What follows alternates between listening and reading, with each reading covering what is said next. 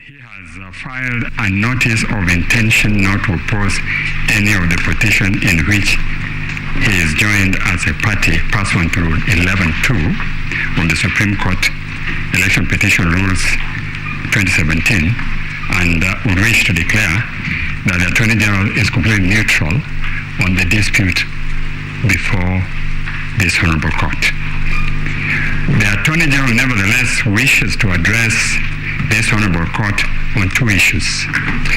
The first of the issues are very grave allegations against some members of the National Security Advisory Council by the chairman of IEBC on grounds that they visited the Tallying Center on 15th August 22, from which certain allegations have been made, which I'll come to. The second ground I will address this Honorable Court on is as a matter of public interest on the issue you have raised on issue number 6, which is the interpretation of Article 138, 3 and 10.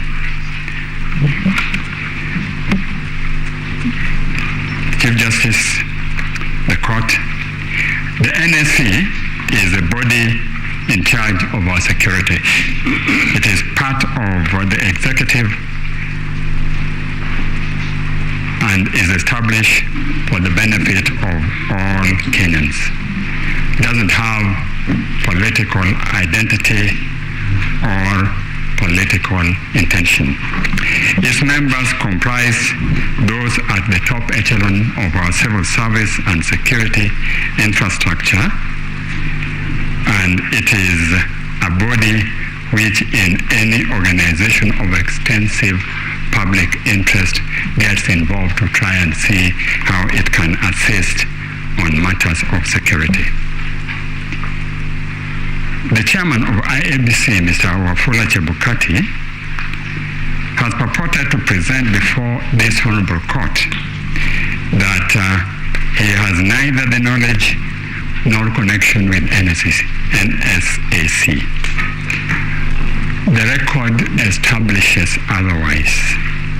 Indeed, from Mr. Kinyo's affidavit sworn on 28th October 2022, it is clearly shown that on 4th July 2022, the chairman was in attendance of a meeting of NSAC and briefed the NSA on the status of the preparation of general election and sought to involve it fully on matters of security, both in context of ongoing activities and also to help them from time to time.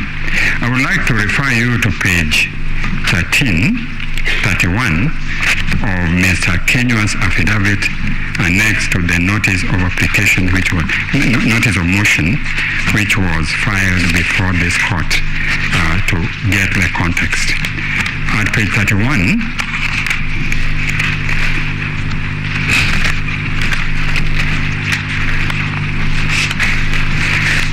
you start from page 29, and there it is shown the remarks which the chairman, Mr. Chebukati, made to NSIC, and then he went out to outline the full infrastructure of what will happen at the elections, agreed on the assistance which was required, and at the end of the meeting at page 31, NSSC reassured IBC that it will offer necessary support to ensure successful conduct of general election and achieve its constitutional duty. Members also pointed out that successful results transmission was critical and the issue of budgetary constraint by IEBC should not arise, and indeed agreed to assist IEBC on any budgetary requirements for purposes of transmission. And it is from there that the relationship continued. You will also notice that the visit to the IEBC Tallying Center was instigated as a result of the activities which had gone on 13th and 14th, when there was suspension of transmission and display of the result, and without explanation from the IEBC. As deponed by Kenya, he called the chairman and advised him that the NSC has intention to send a team to meet him and his fellow commissioners for purposes of discussing the security and implication of concerns surrounding transmission, tallying, verification, and declaration of results. The chairman posits that he was early in the morning when he worked through his affidavit, visited by a number of individuals, some of whom comprised politicians and some of whom were various eminent persons in the country, and that their intention was not to enhance the credibility of what he was doing. But he tries to conflate this with the visit of the NCSC by saying, connecting it to what had happened that night, that further, that at 10 a.m. in the morning he was informed by Professor Goulier that the team from NSCA had arrived at the Tallying Center, and he later learned that they had proceeded to the office of Deputy Inspector General Police. Nothing could have been true than the fact that he was rang by Mr. Kenya, who told him that because of security concern and tension which was arising in the country, arising out of non-transmission, and of course we have had an example on this in previous election, he was sending a team to go and visit him and discuss the issue of security. That notwithstanding, the chairman pretends that this was an issue which he only came to know when he was informed by Professor Goulier. But immediately thereafter, he concedes that he was rang by Mr. Kenya, but pretends that the call was by Mr. Kenya to tell him that the team was coming to discuss the succession procedure, which is a matter which, to his knowledge, neither him nor NCSC are involved. The chairman then adopts confess and avoid posture to discredit the mission by conceding that Kenya indeed called him, but to discuss assumption of office. We know that assumption of office is a process which is statutory, and members of that office had been appointed and are known and are not members of NSAC or persons who went to see him. Further, it could have been stated in the midst of ongoing tension that the NSAC is sending a delegation to discuss assumption of office when the whole country was waiting and tensions were rising, and in fact there was almost a breakdown at Bomas as these things were going on. The mission was led by Kennedy Kihara, who was the only person who addressed the chairman. The other members didn't speak, and the other commissioners of the other commissioners of IBC of NCSAC, Mr. Kennedy Kihara and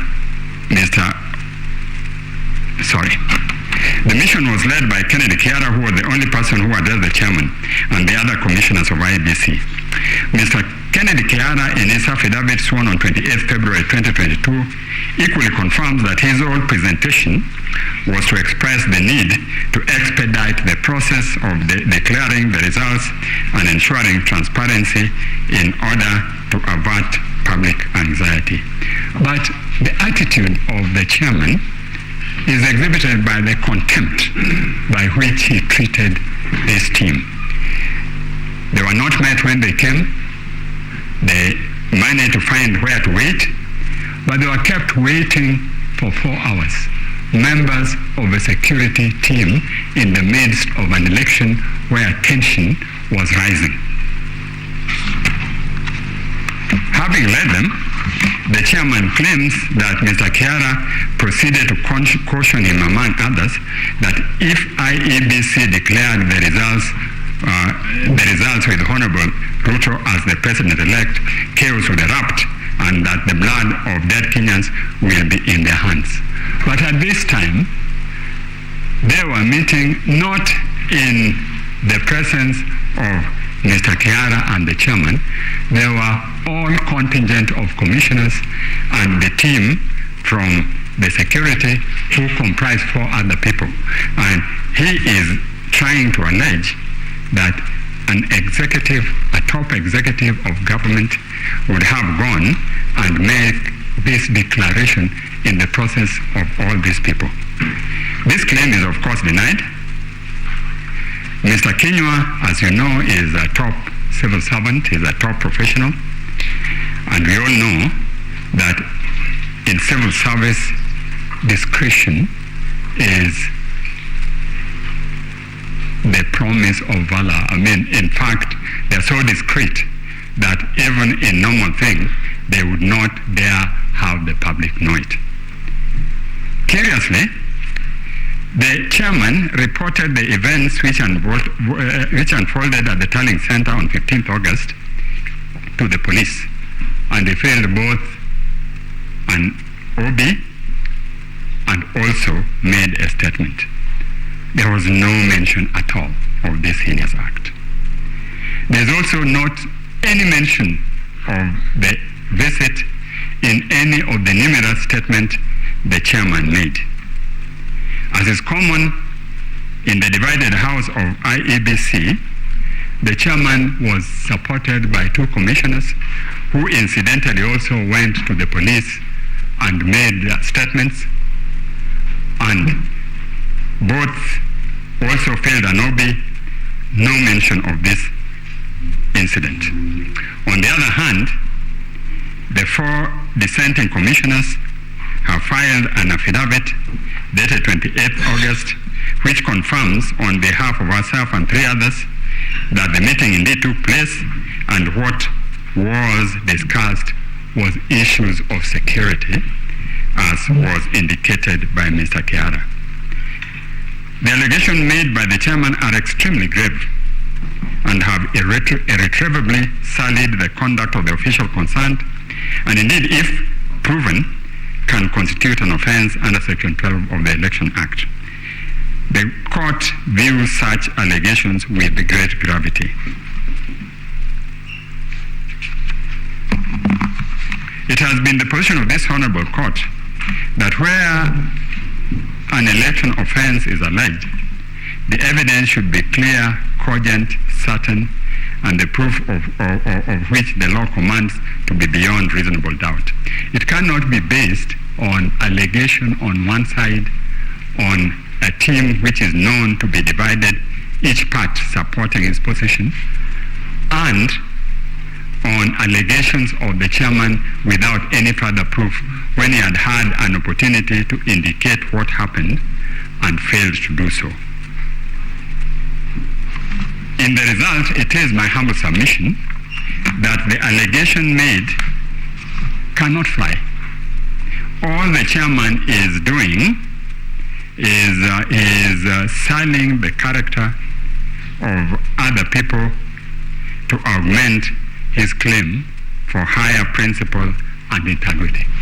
And at the end of it, nothing comes out of the allegation. Indeed, after that, they proceeded, considered the results which were not ready as at the time this team was there, and announced the result he wanted to announce. Suffice it to say that this team, having met them and being satisfied that the results were being declared, made a statement to the whole country telling them to keep in peace and that all things were okay.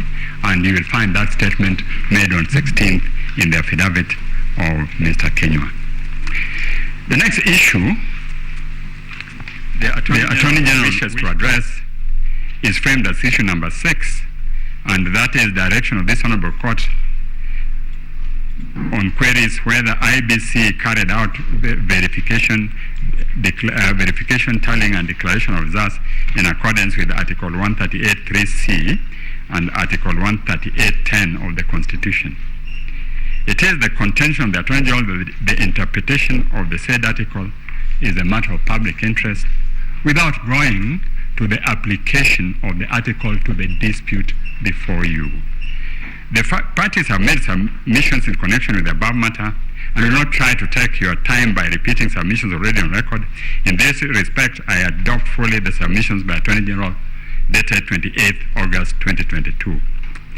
The starting point, however, are the two provisions which on the face of it have no ambiguity. They are clear and unambiguous. The Commission is established under Article 88 of the Constitution. Article 250 provides its composition as consisting of at least 3 but not less more than 9 members. Article 253 establishes the composition of each of the independent commission, and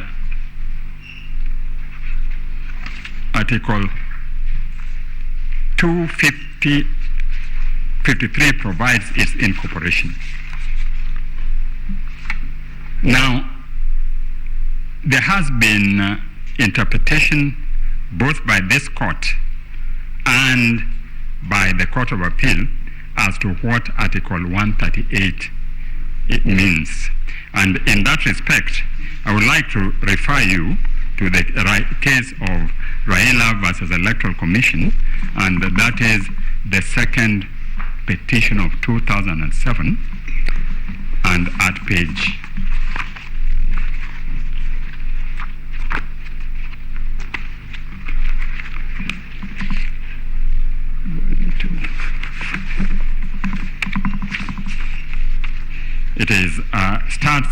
153. At page 153, this Honorable Court referred to the case of Maina Kiai, and in it, it stated as follows.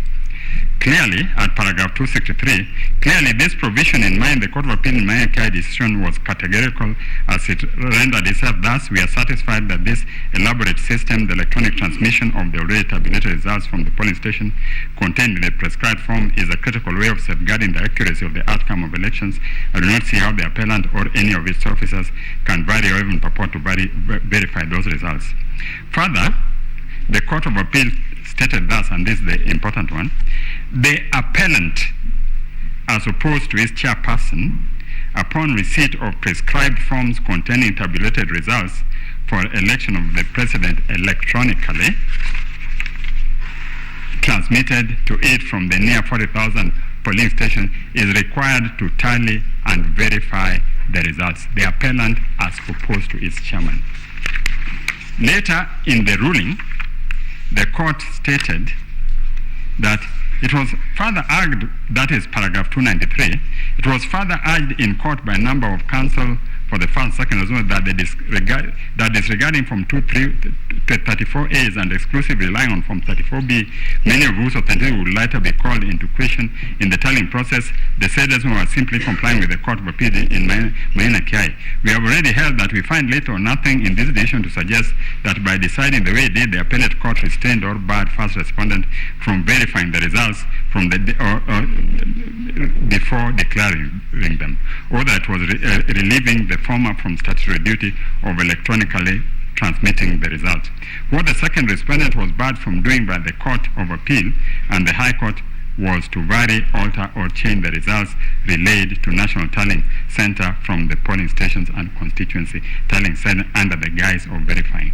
So here, when they say what the second respondent was barred from doing, they are referring to the chairman. And it seems to imply that the verification ought to be done by the chairman, whereas the court also quoted with approval the finding in Maina Kiai to the extent that the appellant, as opposed to his chairperson, upon the receipt of prescribed form containing tabulated results of election of president electronically transmitted is required to tally and verify them. The Maina Kiai decision is expressly clear on the issue, and it states at page, I think it is page 104 of our list of authorities, authority number 3, in Attorney General's Case Digest and Bundle of Authorities, page 67 to 107, it says that we hold further that reference to the appellant in sub-article 3C is not to be construed to mean the chairperson, but rather the returning officers who are mandated after counting the votes in the polling station to tally and verify the count and declare the result. The appellant as opposed to its chairperson upon receipt. The appellant as opposed to its chairperson upon receipt of prescribed form containing tabulated results of the election of president electronically transmitted to it from the near 40,000 station is required to tally and verify the results received at the National Tallying Center without interfering with the figures and detailed process. In Article 138.10, the chairperson then declares the result of the presidential election and delivers a written notification of the result to the Chief Justice and to the incumbent president. That is now circumscribed and narrow the role of chairperson of the appellant. So it is clear from that according to Maina Kiai, the role of the chairman was to declare the results, and the role of the IEBC was to tally and verify. And that is indeed consistent with the expectation of Article 10, our national principles and national values. So we humbly request this court to take this opportunity to clarify the position without, I think we need to emphasize, and based on what Justice Lena Ola was raising yesterday, the issue of prospectivity and retrospectivity. We're not going to that as the Office of the Attorney General. The Office of the Attorney General wants a clarification of this provision for future election and on how it impacts on other commissions. Is executive role conferred on the chairman, or the chairman is part of the commission and can only act in community with the commission? And that is consistent also with the provisions of the amendments which were done, some of the amendments which were done in 2017. You will notice that the commission has clearly delegated functions to the returning officers. Section 39(1)A, that deals with National Assembly and County Assembly for them to tally and verify and declare.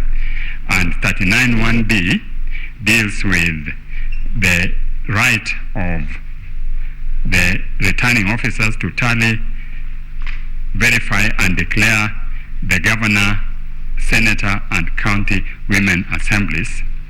But the provision purported to confer the right on the chairman to deal with presidential elections, and that Maina Kiai was very categorical that it was contrary to the provision of the Constitution, and this is what they said. They said that the controversial regulations 83.2 and 87.2 were not affected by amendments, and the object is not difficult to see. The High Court, having found those regulations, that's at page 105, to be inconsistent with the Constitution, it was in bad faith for the appellant to enact them while pursuing this appeal.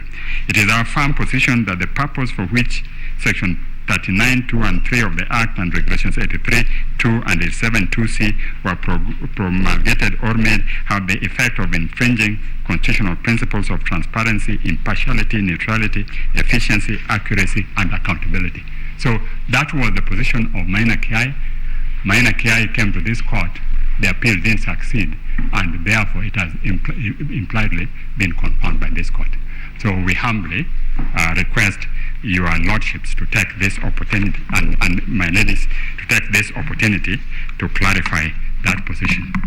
To go back, in conclusion, to the members of the NSAC, Lord, I would like to humbly submit that these are Kenyans of integrity, highly professional, who have pulled themselves with their bootstraps and reached the echelon of our system, and it would be very unfortunate when it is left for their name to be sullied in the midst of a political context in which they have no interest. In fact, they were merely asked by the NSAC to send a message. A spokesman was appointed who went and sent the message, but they are now being tarred with the brush of having been trying to unconstitutionally alter a process which is sacrosanct and which they have sworn by their oath to protect in assuming their position. That's my humble submission, and I will donate the 3 minutes to the court. Thank you. Thank you very much. The 3 minutes and 16 seconds are welcome. Thank you. Yes. Mr. Ngatia?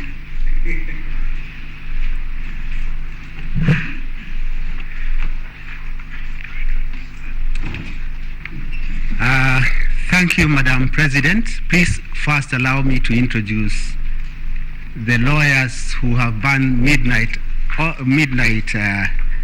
hours to present so many affidavits before you. My name is Ngatia Frederick.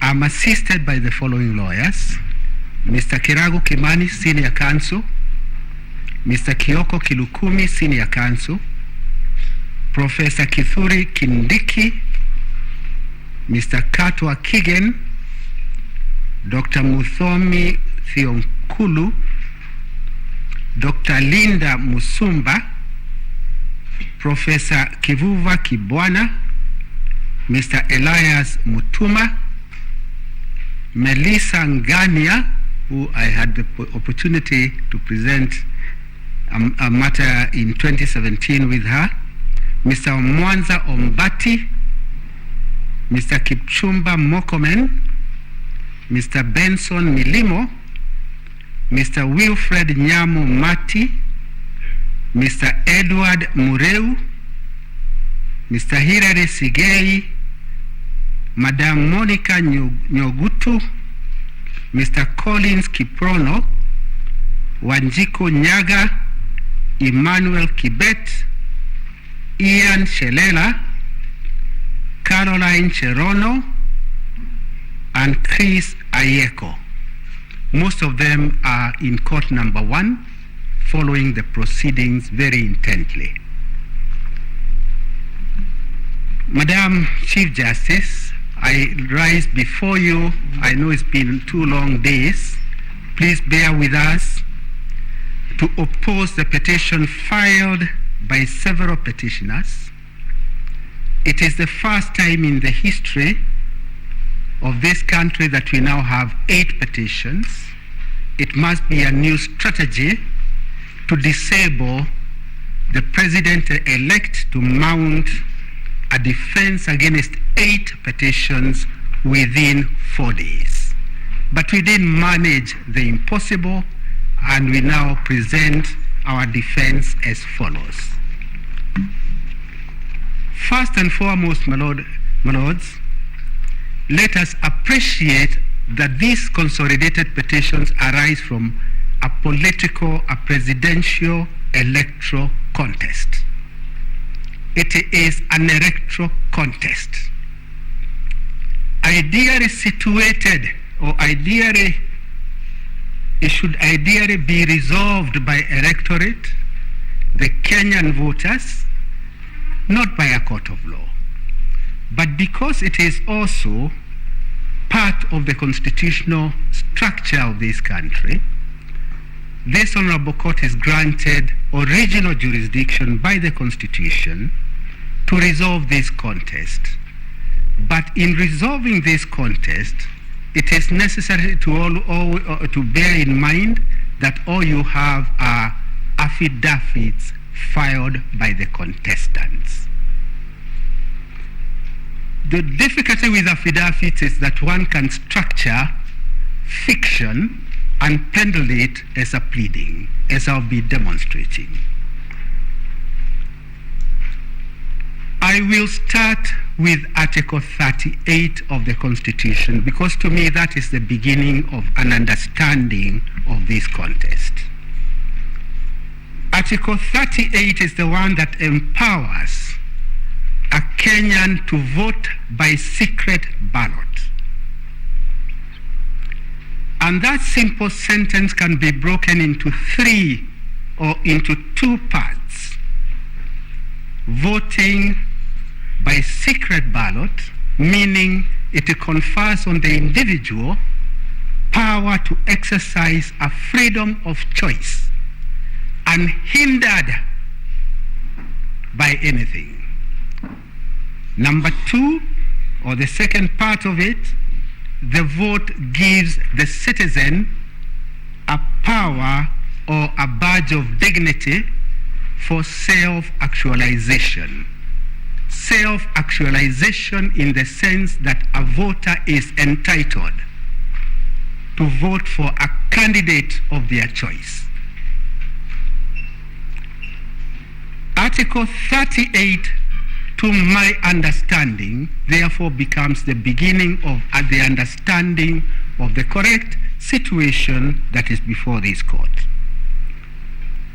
It is common ground, and this is important, my lords, that on 9th August, voting took place everywhere in this republic. There is not a single place that presidential election was not held. Even in Kakamega, Mombasa, presidential elections were indeed held. There is no area in this country that did not participate in that voting. Accordingly, legitimacy, I go to the next point, legitimacy of any electoral victory is predicated on the fact that voting did in fact take place.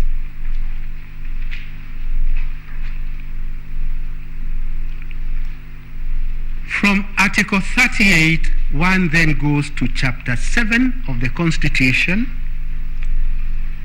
from Articles 31, going all the way to Article 81, going to 87, which donates a power to Parliament to legislate on elections. I would immediately say this, Madam Chief Justice. The power to enact Elections Act, to my mind, relates to the 5 other tiers of elections. For the simple reason that for the presidential contest, the inquiry is defined in Article 140. The relief is defined in the same article, whereas in the other levels of elections, one could look at the Elections Act. But I'll come to that a little later.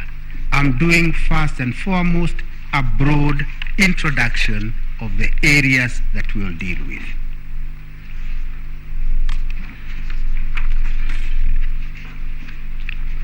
As I indicated, the scope of inquiry of a presidential contest is defined in Article 140.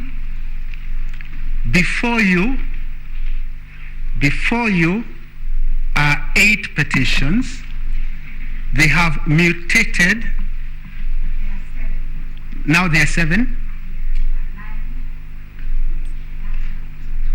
Oh, very well. Thank you. They have mutated to a large extent, particularly the primary petition. But my request at this early stage is this, that when you retire to consider your judgment, please carry out some surgery, see the mutations which have been added, remove them so that you are left with the original inquiry under Article 140.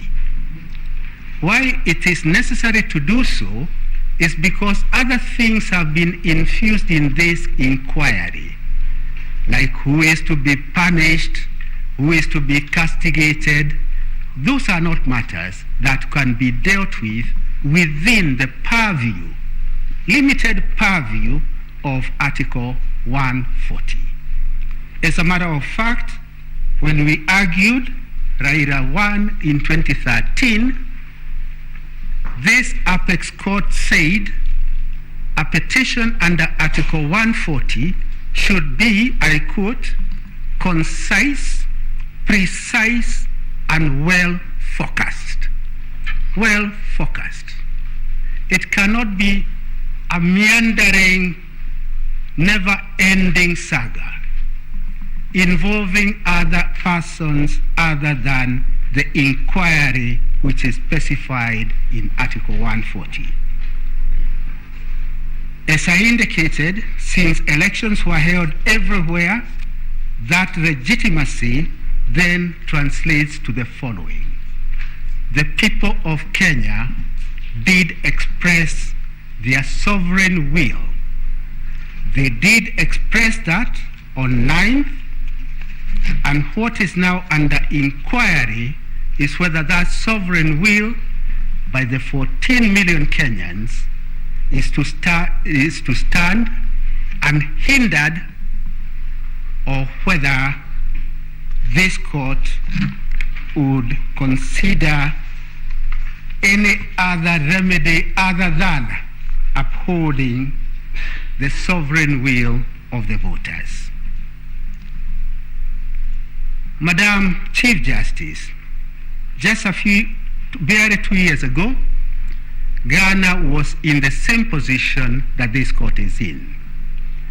They held their elections. A presidential candidate went to the Supreme Court. Identical complaints were made. Complaint number 1, ballot stuffing. Complaint number 2, votes ought to have included rejected votes. Identical with the complaint before you. Complaint number 3, the chair lady was not being fair to the losing candidate. Identical things. And what is now happening in this new space is that we are all getting the drafting skills of our colleagues in other jurisdictions. Dumping and staging, we learned of it in America not too long ago. It is now before you. Ghana 2 years ago had identical complaints with the complaints which are before you. I pause before I go to the Ghanaian way of resolving this dispute to acknowledge my good friend, the team leader, Mr. Senior Counsel Orengo. He started by saying his case is not based on conspiracy. And he had to do that disclaimer for a good reason.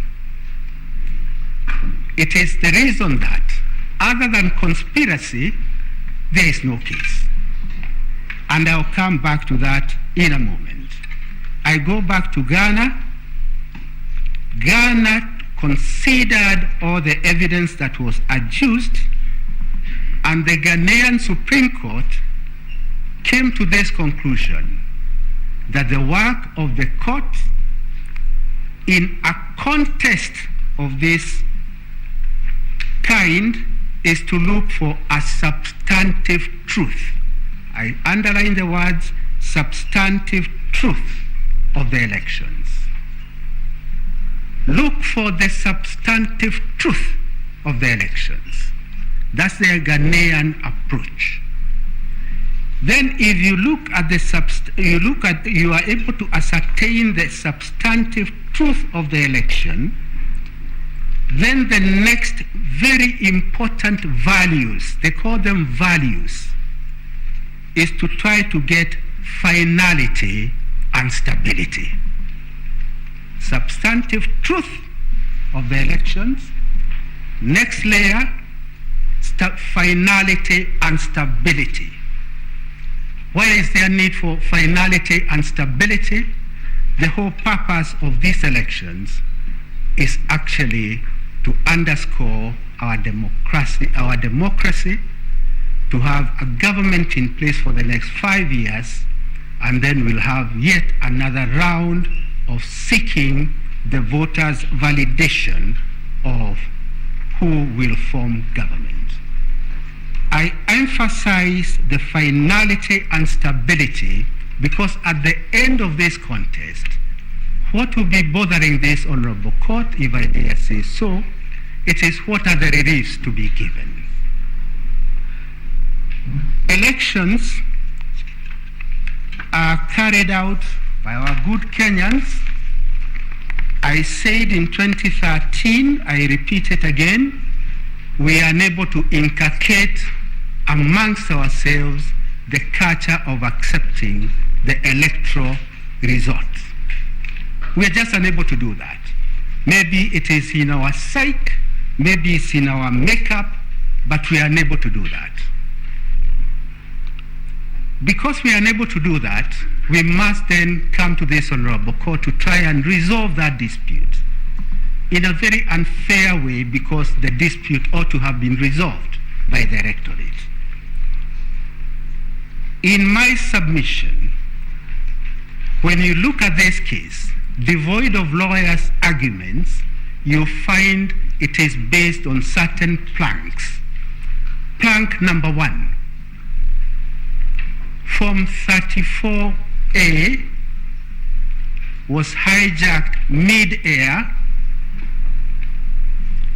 altered, votes from one candidate, losing candidate petitioner, removed, added to the votes of respondent number 1.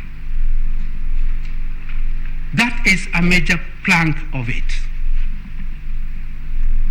The easiest way to look at it, because I do not have the ability of Mr. Mahat, who dealt with technology, is to look at it from a point of logic or the antithesis. The antithesis being this: if that is true, from a point of logic, show us one Form 34A in the public portal, because that is where ultimately it landed, which differs with the hard copy at the polling station. Show us only one. Or show us a ballot box that people from outer space came and voted into, stuffed into it, and then all this hijacking in midair took place. There's no such evidence. And why there's no such evidence is because that is the work of fiction. Work of fiction, not just conspiracy, but work of fiction. In my submission, therefore, amongst the many things this court is now being called upon to do, is to find a way of moderating, I use the word moderating now in the correct sense, the excesses in the political contestants. Excesses such as imagining that this Supreme Court can now take over the role of voters and do a court coronation of any candidate. That would be a heresy. I will be dealing with the reliefs much later. I'm just doing a broad outline. And the next broad outline I would wish to do is to indicate to this honorable court that the orders sought in the primary petition, apart from being contradictory, would take this country to a constitutional crisis. We now have the incumbent in office with the limitations in Article 134. Limitations which are set or cast in stone by the Constitution. The incumbent in office cannot even appoint anybody to take over from any of the public officers being vilified before you. If, for example, and I say for example guardedly, this honorable court were to even countenance anything other than stability and finality, then a constitutional crisis would be triggered because the petitioner has repeatedly said he will not participate in an election held by IEBC under the chairmanship of Chebukati. We have adduced that evidence in the replying affidavit sworn by the first respondent. That replying affidavit is before you. It was filed on 26th August. We have attached a clip of that discussion. It's in an affidavit by Samuel Gedhae of the same date, 26th August, and all those are matters that are before you. Since the petitioner will not participate in a fresh election, does not want to accept defeat, then what does he offer? What is the solution he offers? The solution he offers is that there be an election presided over by the vice chair lady of IEBC. And only one needs to state that to see the crisis that this country will be engaged in. It will be a crisis of monumental nature, a crisis that I do not think that we would want to play with that kind of fire, because it will be fire upon fire. In my submission, therefore, I would request this honorable court, as we begin our submissions, to bear in mind how Ghana resolved an identical situation by, number one, looking for the substantive truth, and then immediately that should trigger a relief which is finality and stability. If this honorable court were to do that, I see a future for us. Any other solution, the crisis offered by the petitioner cannot be a crisis that this court can countenance, because your fidelity is not to anybody other than the Constitution. Since your fidelity is to the Constitution, I dare say then the reliefs that you could consider are the reliefs within the constitutional structure of this republic.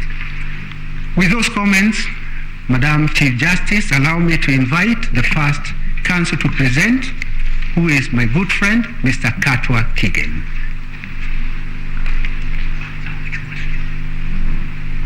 Mr. Katwa Kigen will deal with issues 1, 2, and 3.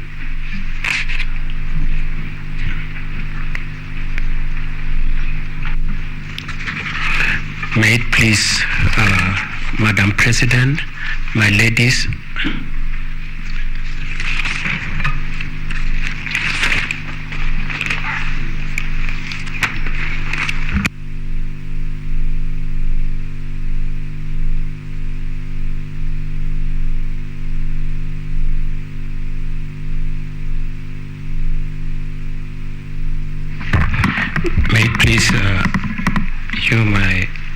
Madam President, my ladies, my lords, my name is Katwa Kigen. I propose to deal with issue number 1, 2, and 3 And may I indicate that in dealing with those three issues, I'll be dealing with them together with Dr. Mudomi.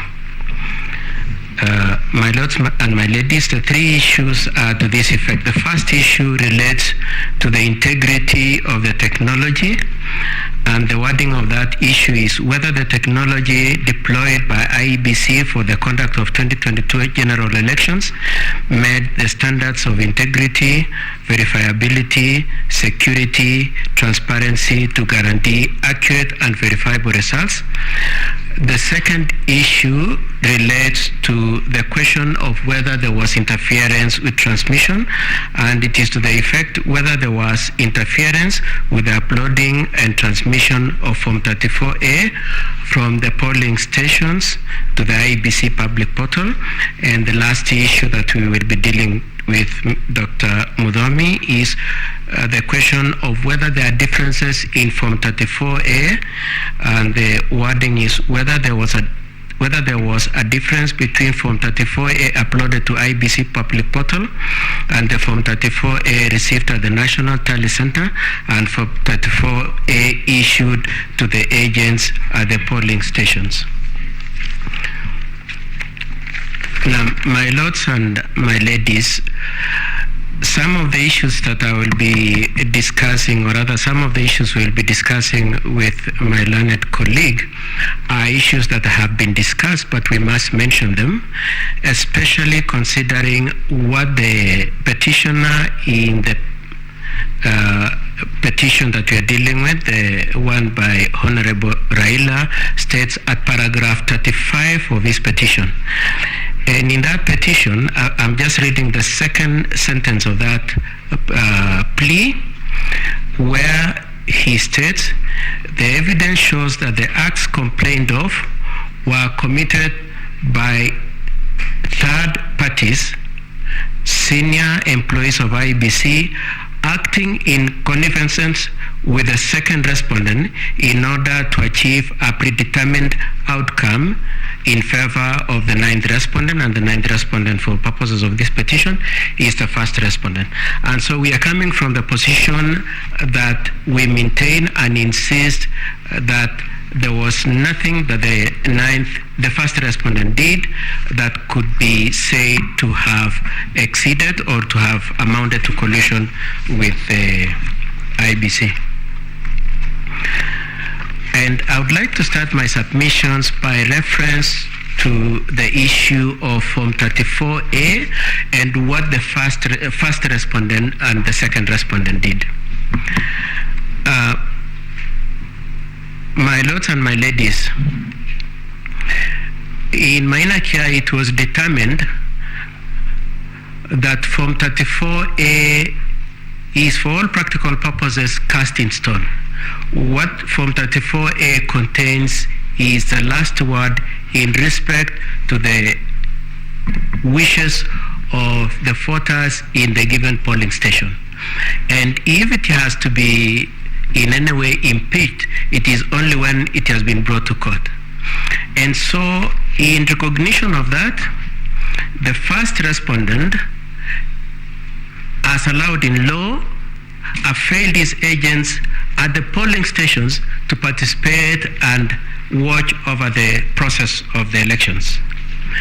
And we wish to emphasize that the place of agents is a very material part of this petition. It is going to be a very important issue in your determination of this petition, because the bulk of the evidence in respect to the issue of Form 34A in this petition is the allegation by one Arnold Ochieng, an advocate, saying that he received Form 34As which showed that the data in the Form 34A in the public portal, the data in Form 34A that the agents of the petitioners had, and the data in Form 34A that were brought by the returning officers to the National Tally Center were different.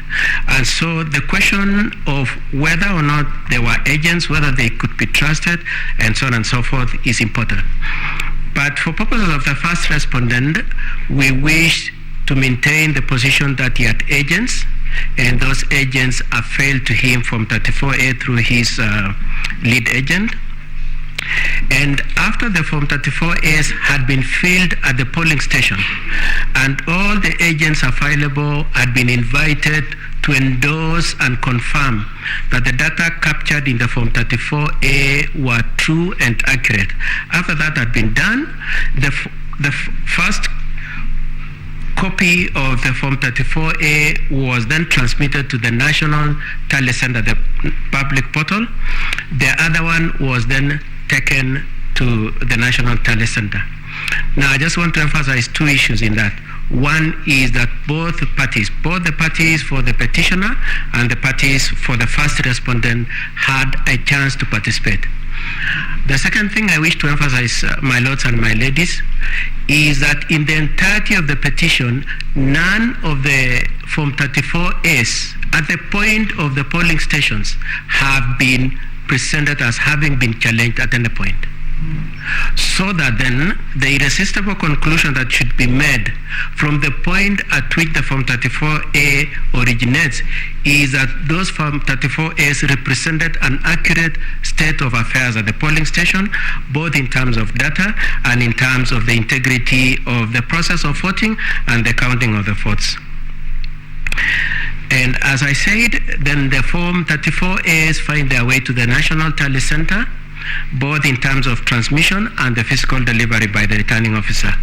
Again, agents for both parties were given a chance, and as allowed in law, the first respondent made sure that he had representation of his agents and has presented some of those agents to vindicate and verify that the data that was eventually verified at the National Tally Center were the accurate data of what happened at the polling station and passed on to the National Tally Center.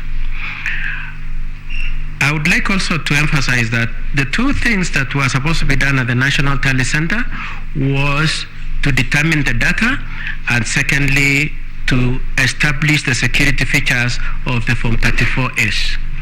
Having said that, my lords and my ladies, and considering that especially at issue number 3, your attention is on the propriety and the integrity of Form 34A, I must submit that the petitioners have not adduced any evidence of any challenge of any Form 34A at any point in the national tally. And this is the second chance they have, having had an initial chance at the polling stations.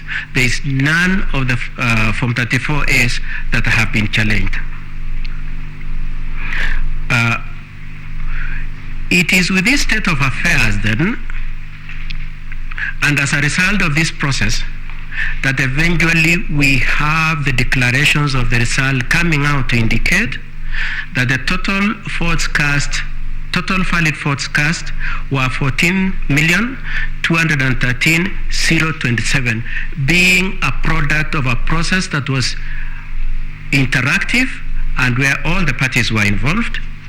It is a product of this process also that comes out with the result that the first respondents' total votes were 7,176,141. Now,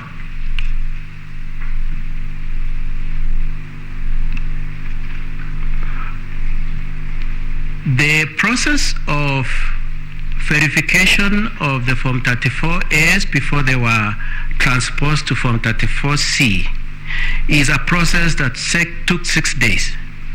And over the period, all the 6 days, my lords and my ladies, as I already indicated, there was no objection to the verification of the Form 34As. It is our submission, my lords and my ladies, that the petitioner, through his agents, were happy with the process up to the last minute when the tallies were done, and it reflected a win for a party other than the one they wished. So that the reluctance and even this petition is based on objection as to who the Kenyans had wished to be their president. Having said that, then I would like to move on to the main party who has challenged Form 34A. The witness the petitioner has brought for purposes of challenging Form 34A, being one Mr. Arnold Ochieng, and especially all the respondents have referred to him. Probably I shouldn't miss the opportunity to mention that Arnold Ochieng is an advocate. And some of the criticism we have about his affidavit and what it contains is to be looked at with the higher regard of the fact that being a lawyer, he should know more. One, my lords, he has sworn the affidavit and attached Form 34As when in his affidavit he acknowledges he was not an agent at any point. And so it brings in the point that that affidavit and what he says is hearsay. Number two, he produces about 20 Form 34As, and in all of them he does not mention the agent who gave him. He does not say, I received. He says this Form 34A is defective because it has data that is at variance with the public portal. It is at variance with Form 34A that was brought to the National Tally Center. But he does not say at any point which of the agents gave him that Form 34A. Number three, he brings the Form 34As and says they were given to him in terms of either photocopies or photographs from the agents who were on the ground because he was not there. But he does not produce a certificate of electronic evidence to show that those agents have confirmed that indeed this Form 34A was properly generated and is capable of being treated as evidence of any property value in the consideration of your case, of this case, sorry.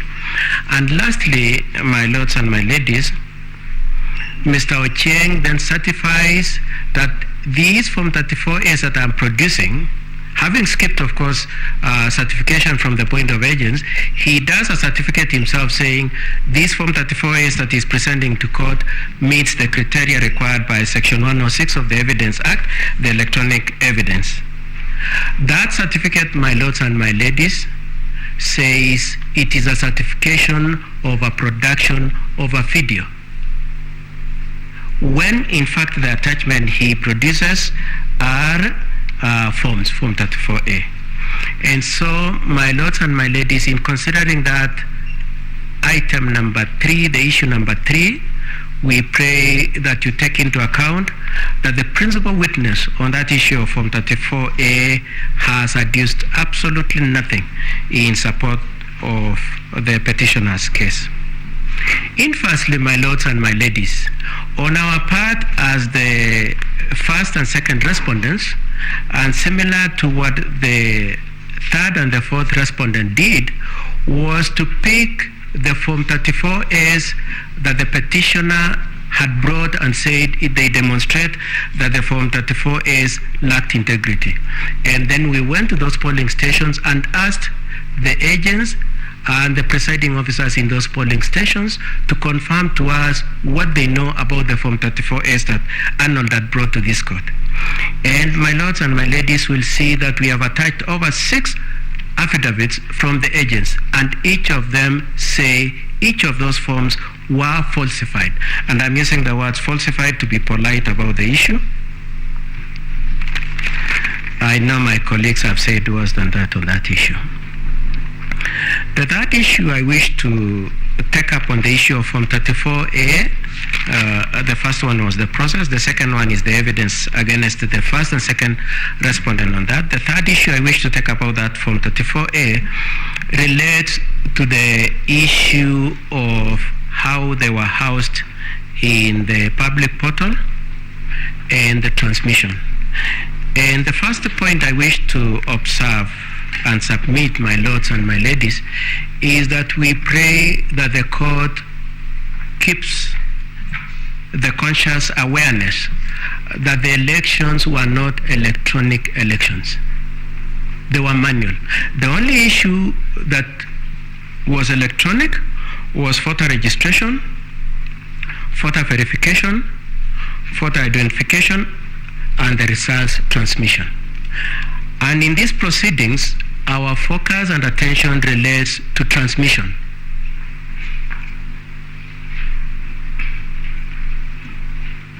Having said that then, my lords and my ladies, we pray that the court takes on board the point that is made in Section 39 of the Elections Act, Section 39 1F, and the decision of this court in Odinga 2013, paragraph 237.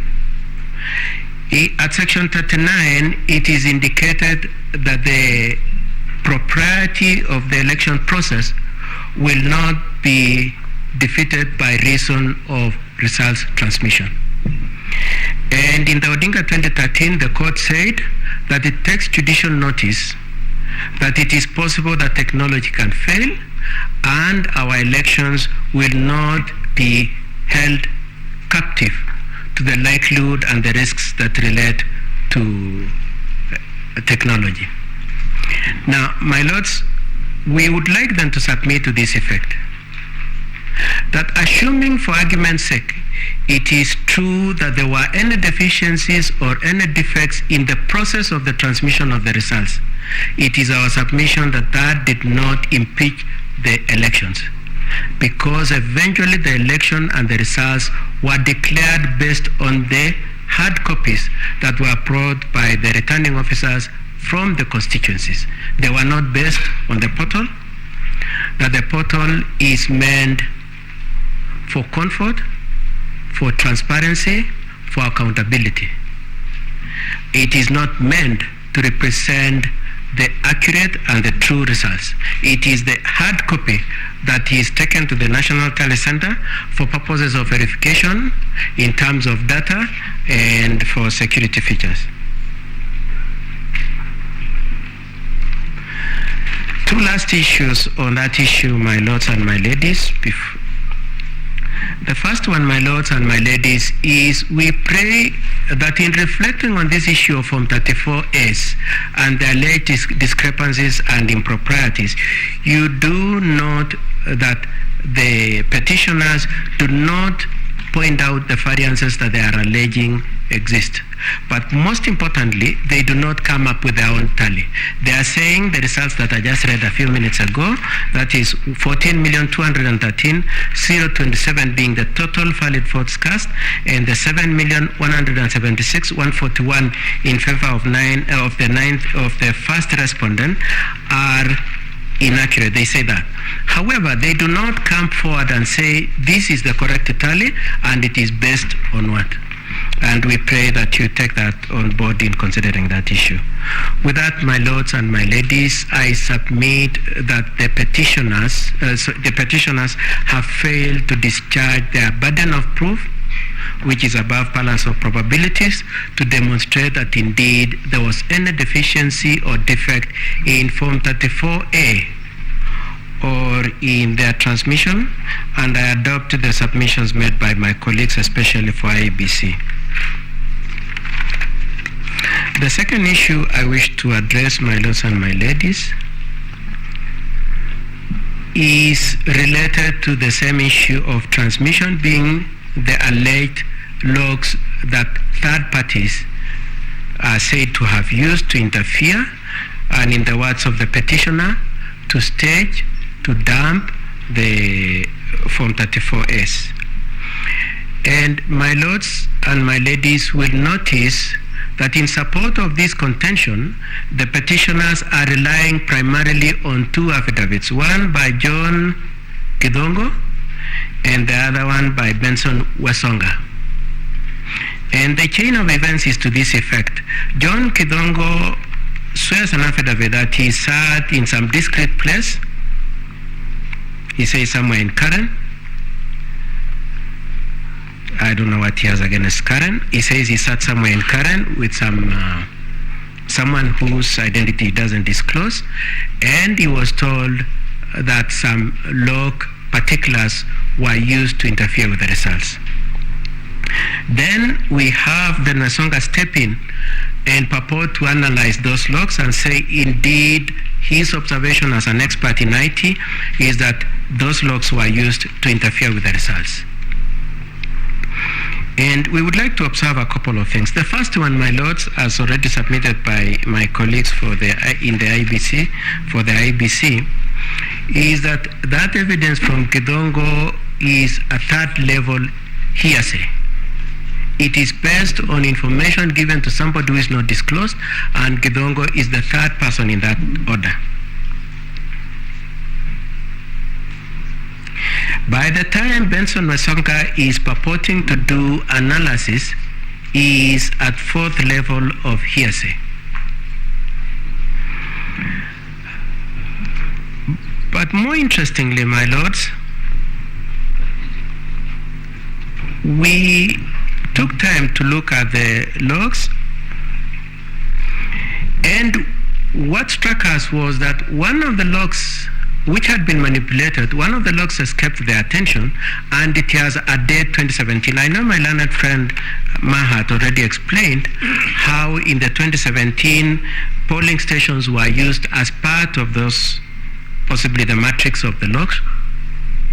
On our part, we noticed the date 2017 and it piqued our interest. When we checked, my lord, we realized that indeed the particulars of those logs, or substantial parts of those logs, were parts of logs that had been posted by his friend Professor Makau Mutua in 2017, and they had just been lifted and purported to be the logs that had been used in 2022.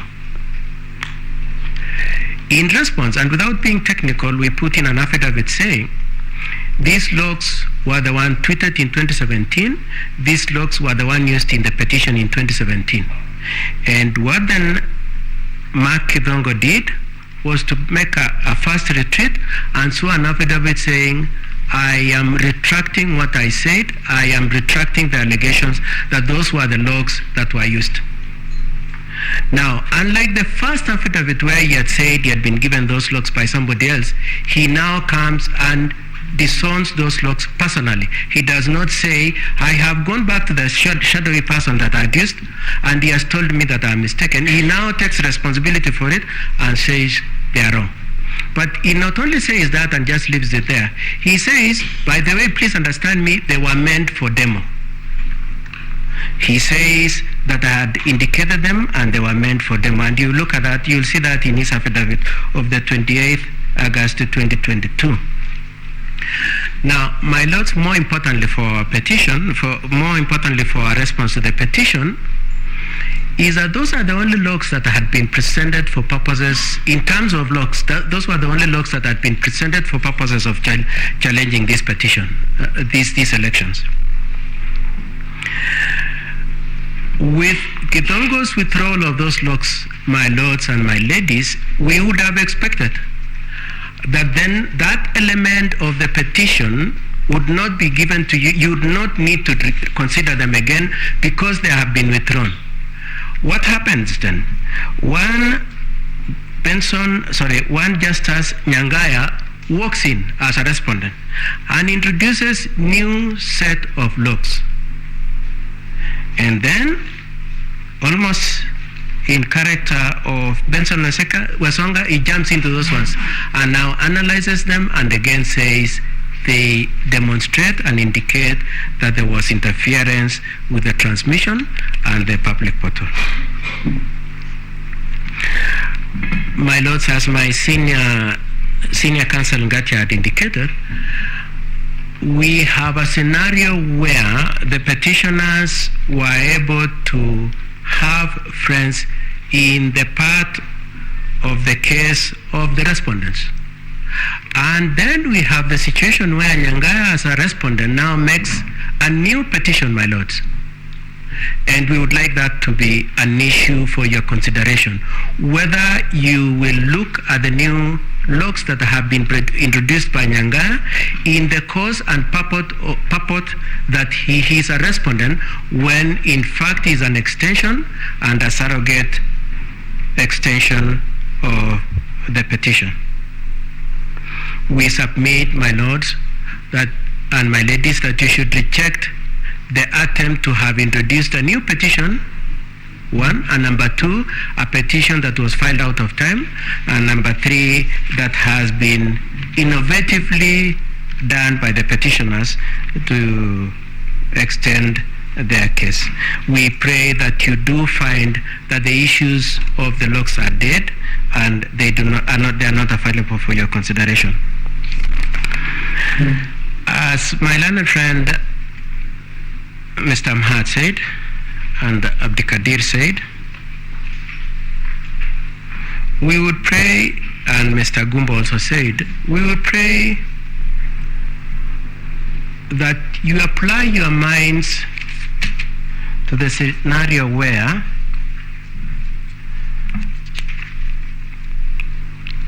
parties come and present to you petitions purporting them to be well-founded when in fact they are based on falsehoods, my lords.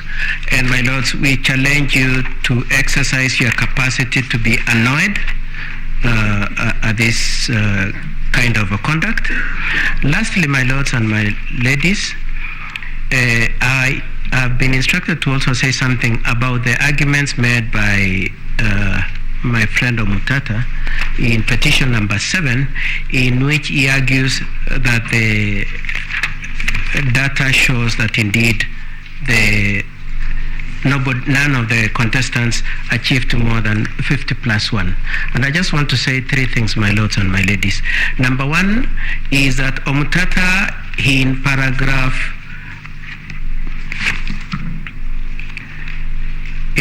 14 of this petition says the 65.4% that is using was picked on the 9th of August to 2022.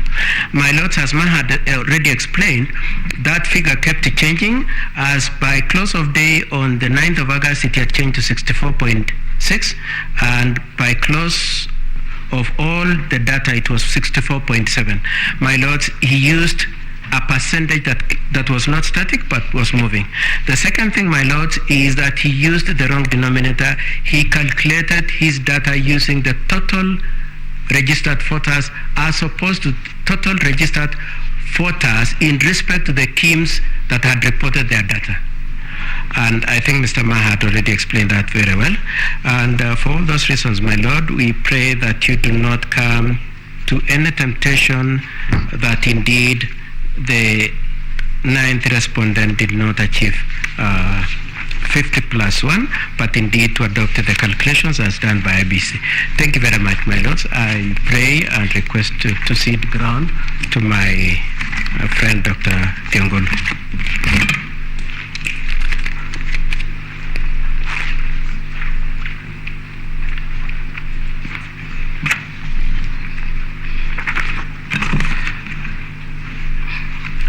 My lady and my lords, my name is Mudomidi Nkolu. My senior started addressing you on the fictional aspects of the case before you, and I'll focus on showing you why it is fiction. And in the literature and the arts, they talk of several genres. When we thought about this matter, we thought the fiction before you is of the genre called tragicomedy. That is a combination of comedy and tragedy.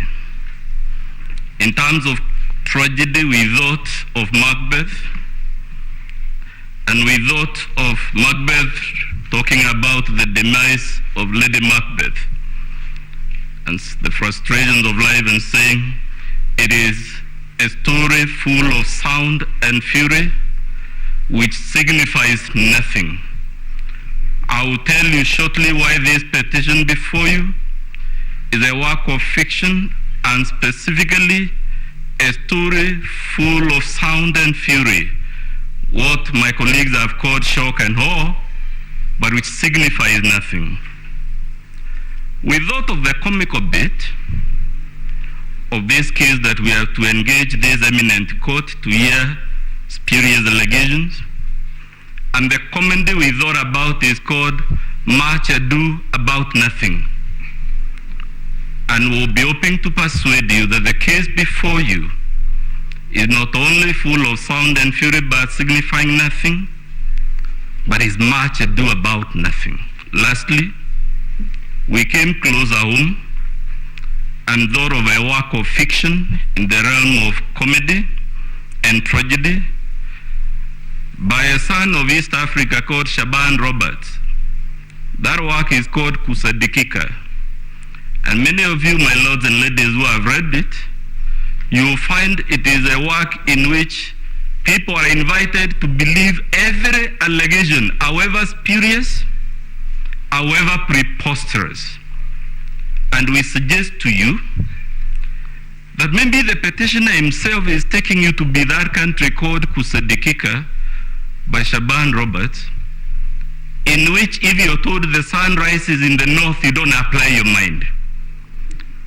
Your challenge, my lady and my lords, is who do you believe amongst all these people with stories and counter stories?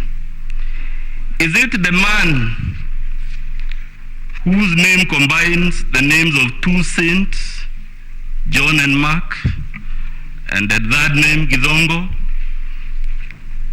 who was head of ethics in this country, but has the audacity to produce before you forged logs?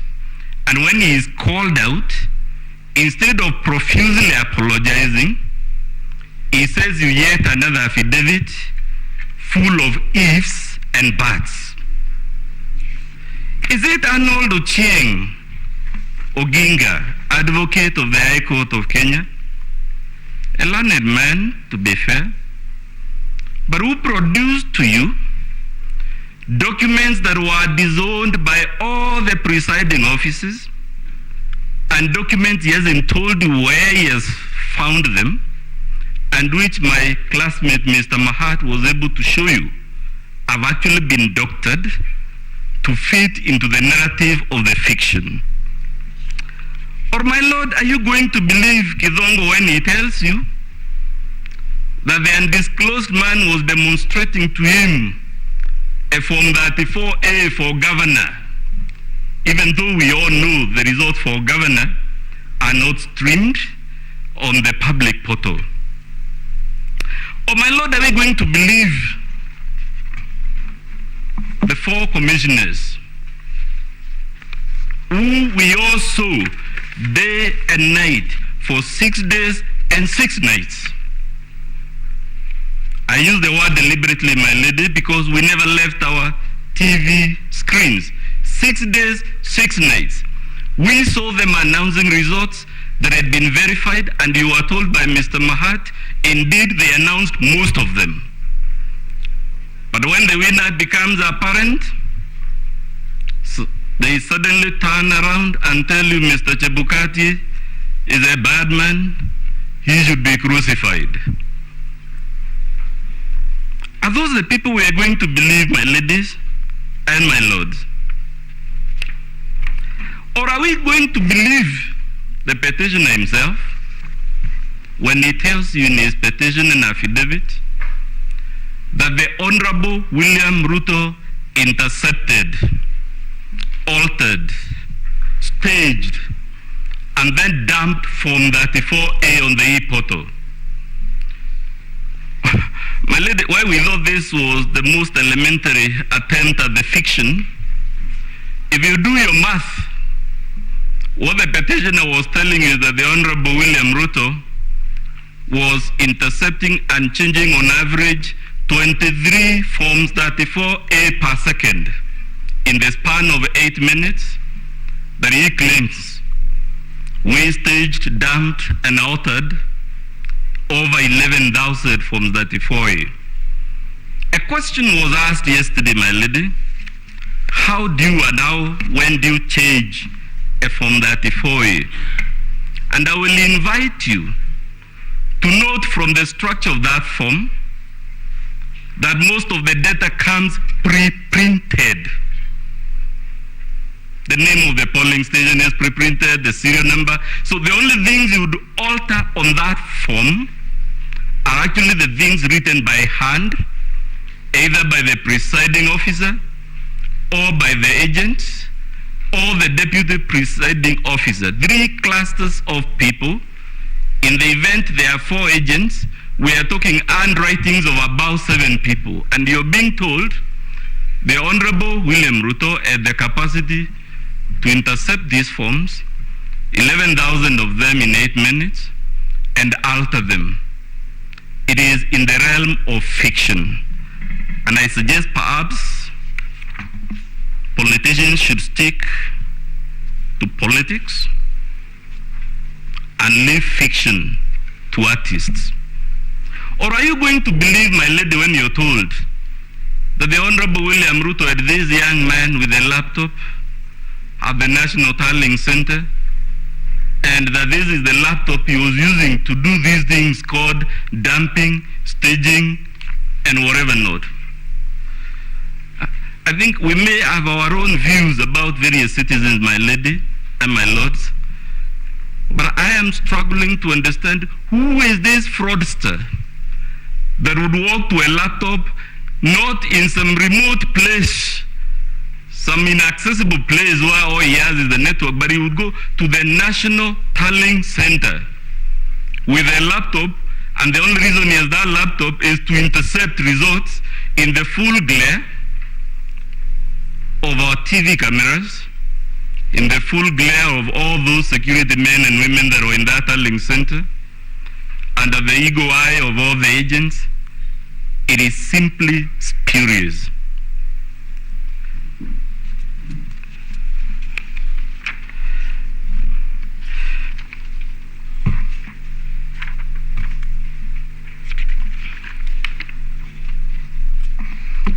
My Lord, you are told all these things, and I'm sorry if this is repetitive. The least we would expect is you to be shown a Form 34A that was altered, and not the ones they have cooked as an work of fiction. The least we expected is for them to tell you which are the polling stations in which this interception, staging, and dumping occurred. In short, my duty, my lady and my lords, is to tell you, even if you are to look at this case with your most magnanimous and generous set of eyes, even if you are to be as benevolent as Father Christmas, the verdict you would return is that this case before you is a story full of sound and fury, but which signifies nothing. The case before you is much ado about nothing, and you must tell the petitioner, this is not the Supreme Court of the Republic of Kusadikika. It is the Supreme Court of the Republic of Kenya. It is to be expected that when you move this solemn court, you don't put us in exercises that leave other civilizations wondering why we have to waste the time of the Supreme Court, or God forbid, even the small claims court, dealing with allegations of the type before you, which cannot be believed even by the most gullible person. Let the works of fiction be left to Hale Grissom, James Adliches, James Bond. This is a solemn platform. I regret and I pity all of us that we came to deal with such a spurious matter. Thank you very much.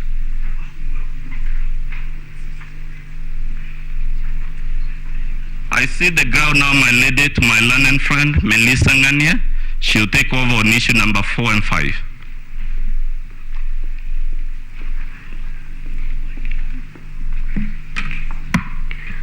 Thank you, Honorable the Chief Justice, the judges of the Supreme Court. For purposes of record, my name is Melissa Ngania. I'm going to address the court basically on issue number 4 and 5 as framed by the court. The cornerstone and the grievance of the petitioners in regards to the two issues, number 4 and 5, is the question of the postponement of the gubernatorial elections, as well as the variance of votes within the elective positions. As to the mathematicals, the custodian of the numbers has demonstrated before this court this morning that there is actually no variance, and whatever variance could be explained. But more importantly, Honorable Chief Justice and the judges of the Supreme Court, what is the grievance against our client? That is William Samoei Ruto and Honorable Rigathi Gachagua. I would pick the choice of words as pleaded by the petitioners for obvious reasons.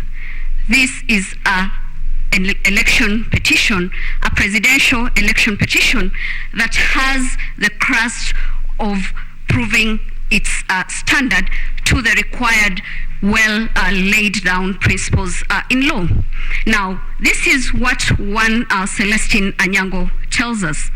She tells us that the grievance against my client is that a pattern throughout the country where the 9 respondents appears to benefit from a fraudulent paddling of votes in violation of the law. They are not sure of that. They've not laid a credible, tangent evidence as to the paddling of that votes to the benefit of our clients in this respect to warrant this court to annul the elections as conducted. But what is more disturbing is the position of the Kenyan voter. As laid down by my senior counsel, Fred Ngatia, that is to be found under Article 38 of the Constitution. But more importantly, we have a history as a country. We are a country that has been privileged to legislate on each and every issue that has been litigated before these courts. We are a country that even legislates on the time between which a president should be sworn in office, for obvious reasons, because of the history that has culminated around our electoral law jurisprudence. Now, the appreciation of the cornerstone of Article 38 then would seek refuge in the Constitution of Kenya Review Commission. This court, in the famous BBI case, categorically stated the history behind our constitutional making process. I'll not wish to regurgitate the same, but I'll beg the court, when you retire to write your judgment, to adopt your paragraph of that decision, paragraph 415 to 441 in that respect. Again, Honorable Chief Justice and members of the Supreme Court, judges of the Supreme Court, then what culminated to the Article 38 of the Constitution. In the final review, for us to get the gist of the Kenyan voter, because all that we are trying to help this court to realize is that what was the will of the Kenyan voter as expressed in Form 34A. And the Kenyan voters said what they wanted, and that is to be found under article page 51 to 52 of that report. Now, coming to my submissions on Article 38, in that respect, their views were finally codified in our Constitution under Article 38 in that respect. For purposes of emphasis and so that we do not lose the trajectory of the Kenyan voter, this is what Article 38, Clause 3 says. Every adult citizen has the right without unreasonable restrictions. That is the underlying word. The Kenyan voter wants to vote without unreasonable restrictions, to vote by secret ballot in any election or referendum. What we've been told is that there has been the restrictions of postponement of gubernatorial elections. There have been the restrictions of what happened in Bomas. A Kenyan voter is not interested in that. They want their vote to be traced, and traced with the precision that is required. How then do you trace the vote in that respect? Form 34A becomes crystal clear. The petitioners have not challenged Form 34A in that respect, so that the votes that were cast and tabulated in that respect remain unchallenged. And where they have challenged, we have demonstrated before this court that it is unfounded, it is based on generalization, and it is based on conjecture. It cannot stand the test of what Kenyan voter would want. More importantly also, Honorable Chief Justice and members of the Supreme Court, is that how then do you establish at the polling stations? Because the problem that we are having is that there are no agents who have demonstrated any problem with the voting at the polling station. Regulation 81 of the Election General Regulations provide what should happen after the voting has been conducted. That is, the valid votes to be put together, the rejected votes, unused ballots, and counterfeits. They are to be preserved for an election court. Nowhere have we been told that none of that happened, or that there was a problem with whatever happened at the polling sessions. Honorable Chief Justice and judges of the Supreme Court, Justice Njoki Nungu in 2017, in her dissenting opinion, had this to say, that agents are very important part of the electoral process. These are the agents of the different presidential candidates. Now, if they are not present to certify their role, they should then not blame any other person in that respect. We have established with our agents and filed the affidavits in that regard that indeed the Form 34As were issued to us, and it reflects what IEBC posted in the portal. The petitioners have not discharged that burden.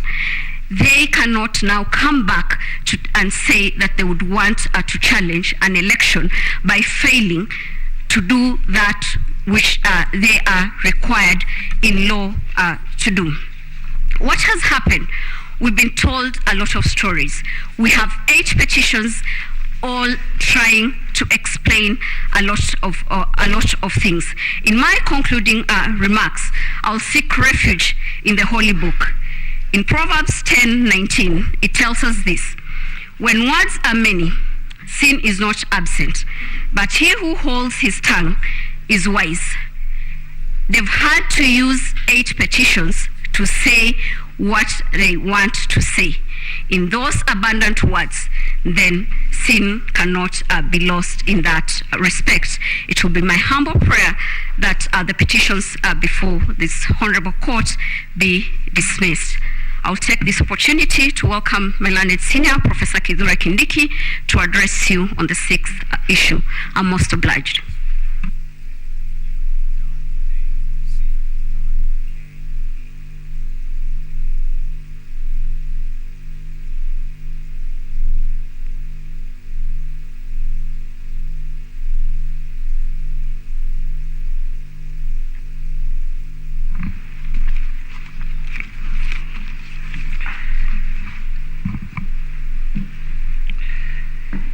May it please you, Chief Justice, Deputy Chief Justice,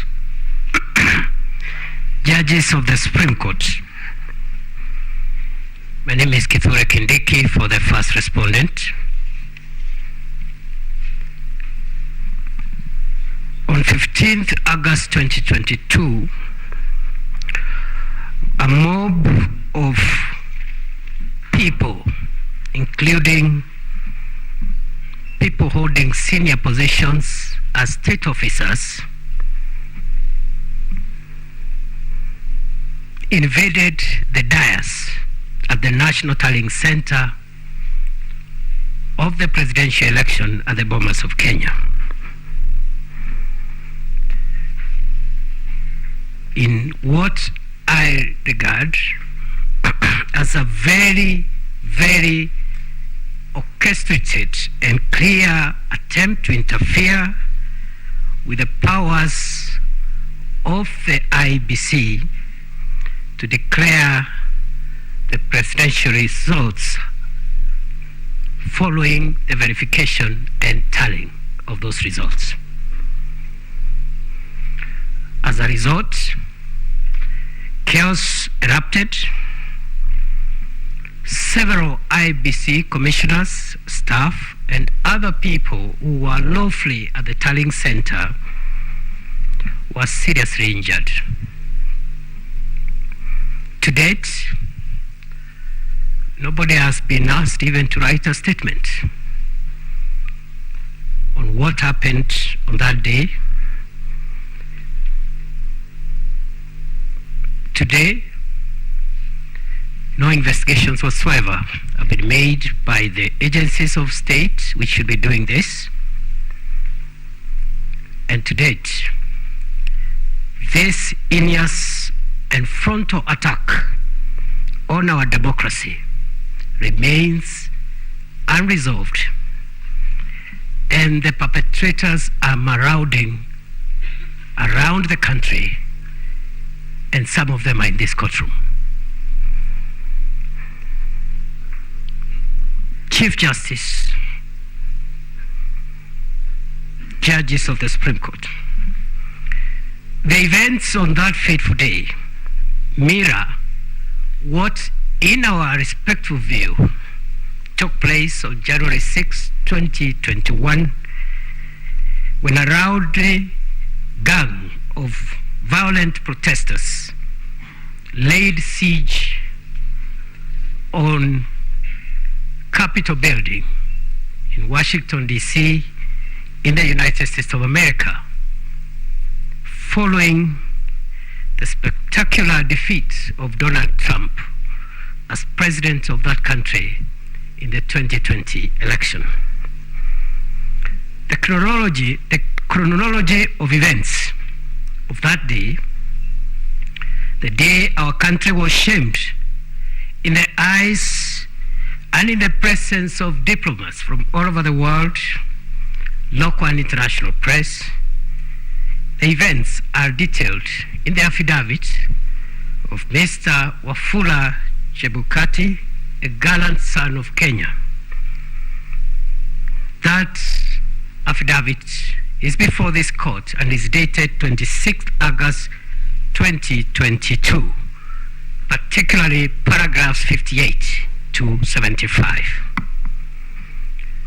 This has been corroborated, my lords, my ladies, by the affidavit of Professor Abdi Gulie and Boyamulu, the affidavit of Boyamulu, both of which are before this court, and the relevant parts are paragraphs 17 to 37 and paragraphs 9 to 10, respectively. We respectively submit that the aforesaid activities at the National Tallying Center on 15th of August 2022, regrettably perpetuated by emissaries, agents, supporters, and sympathizers of the first petitioner, who is now before this court seeking redress. Those events and those activities amount to nothing short of a flagrant attempt to overthrow the constitution of our country, to subvert the sovereign will of the people of Kenya, contrary to Article 1 of the Constitution. It is our view that those events alone constitute nothing but an attempt to establish a government unconstitutionally, contrary to Article 3.2 of the Constitution.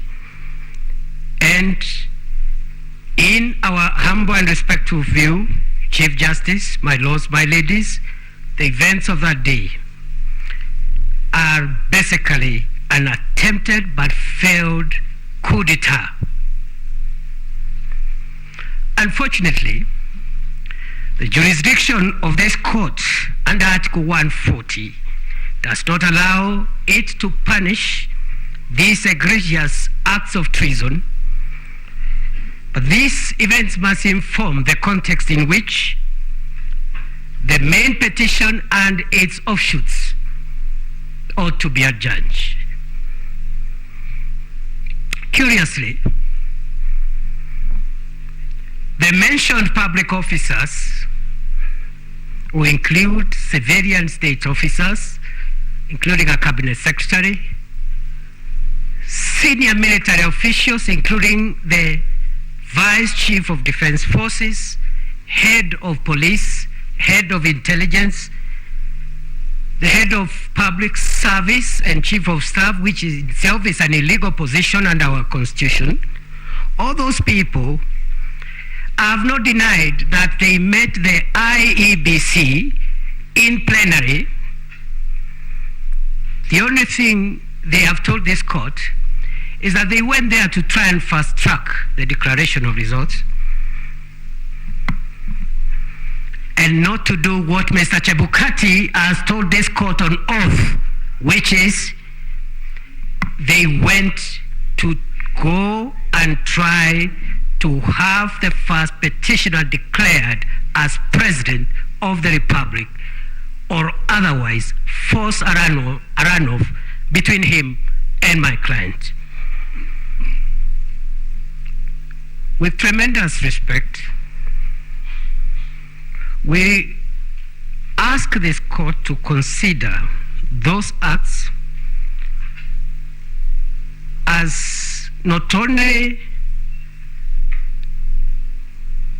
destructive to the independence of our institutions, but more particularly an affront on Article 249, 2A of the Constitution that describes the IBC and other such independent institutions in the following words, that they are independent, and I quote, and are not subject to direction or control of any person or authority. That includes, in our humble view, positive and negative interference, even if, for argument's sake, which is denied, those heads of very sensitive institutions walked into a plenary of the IBC to fast track the declaration of result. Even that in itself is illegal and unconstitutional. What are the principles upon which the context we have laid should be adjudicated? Chief Justice, members of the Supreme Court, it is the submission of the first respondent that there are at least three immutable principles that run across most Commonwealth jurisdictions upon which this petition and its offshoots should be adjudged. One is the principle that no election shall be questioned or declared void because of errors, informalities, irregularities, or illegalities that have little or no bearing to the process and the result. This principle, Chief Justice, judges of the Supreme Court, this principle has endured for more than 150 years and was first initiated in the United Kingdom Ballot Act of 1872, Section 13. 2, that the burden of proof in election petitions lies on the person who seeks judicial invalidation of the election, not on the respondents. This principle has been cited in one of the authorities we have relied in and already highlighted by learned counsel's senior counsel Fred Gatia, the case of John Mahama versus the Electoral Commission of the Republic of Ghana, 2021. Principle number 3, and this is specific to Kenya and the minor KI decision. The polling station is the true locus for the free exercise of the voters' will. And I'm shocked to see the petitioner and the latest pseudo petitioner, because when I listened to the Attorney General with due respect, I clearly thought that we are listening to another petition, especially on the issue of Article 138.3c, despite the assurances that he was not opposed to any petition, and I think he fell short of saying he's supporting the petitions. What are the specific principles in the interest of time? The first one, the three are the general principles. What are the specific principles? One, and what I intend to demonstrate with these specific principles and the general principles is that the answer to the question on the issue number 5 is in the affirmative. That yes, the IBC carried out verification, tallying, declaration of results in compliance with 138.3c and 138.10. These are the reasons. Number 1, the verification and tallying happened and was done by the chairperson, commissioners of IBC and the staff at the National Tallying Center in the presence of the candidates of the agents of the presidential candidates. And this is in the affidavit of William Ruto, paragraphs in support or in opposition of the petition, paragraphs 18 to 20, and the affidavits of Veronica Nduati, paragraphs 7 to 14. Number 2, the IBC complied because an interpretation to the effect that Article 138.3c refers to the 7 commissioners, or a majority of them, is inaccurate and pedantic for this reason, that the Constitution and the Elections Act attributes to the Commission certain acts that are eventually done not by commissioners but by both the permanent and temporary staff of the IBC at the polling station, at the constituency returning the constituency tallying center and county tallying center, and I dare say even at the national tallying center. And that explains why, for example, the Constitution in Article 86.5 and 86B and 86C talks about the commission, but the work eventually is done by returning officers and in the first instance by the presiding officers. C, B, and C of Article 86 of the Constitution, which is not speaking about the National Assembly election or any other election, but the presidential election. The actions of returning officers, presiding officers, are deemed to have been done by the Commission, and that explains our argument. Number 3, an interpretation to the effect that Article 138.3c refers to the 7 commissioners would lead to an absurdity in interpretation, because it is not humanly possible for the 7 men and women who are commissioners, however important they think they are, it is not humanly possible for them to tally results emanating from 46,229 polling stations across the country at the moment. Number 4, verification, tallying, and declaration was done because the right of franchise, Chief Justice, judges of the Supreme Court, this right in Article 38 of the Constitution cannot be subjected to the will, to the veto, or even to the ego of 7 men and 7 women.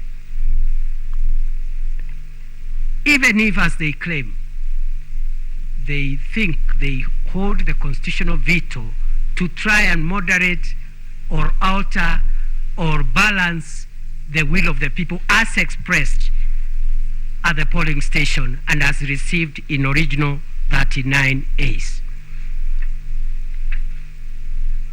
Number 5,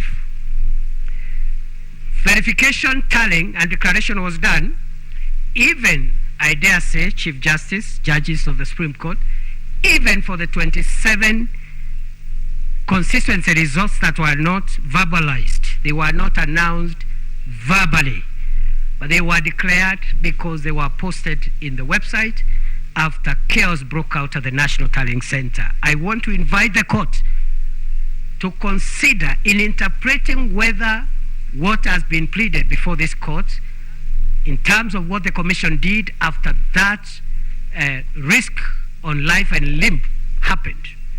I want to plead and persuade this court to invoke, by way of analogy, 3 doctrines of law. The first one is the doctrine of frustration in the law of contract, where there are contractual obligations to be performed, but the contract is frustrated. Number 2, the doctrine of necessity in international law.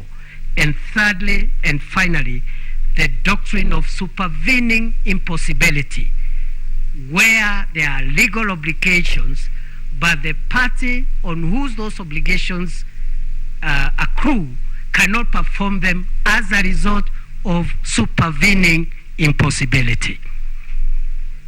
Chief Justice, my lords, my ladies, number 6, the IBC verified and tallied and declared all the results because none of the 46,229 from 34 A's have been impeached.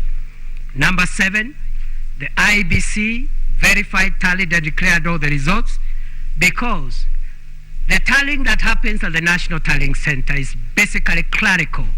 And I think the commissioner should know none of them, including the chairman, has any role whatsoever that is significant other than just recording the clerical and arithmetical issues.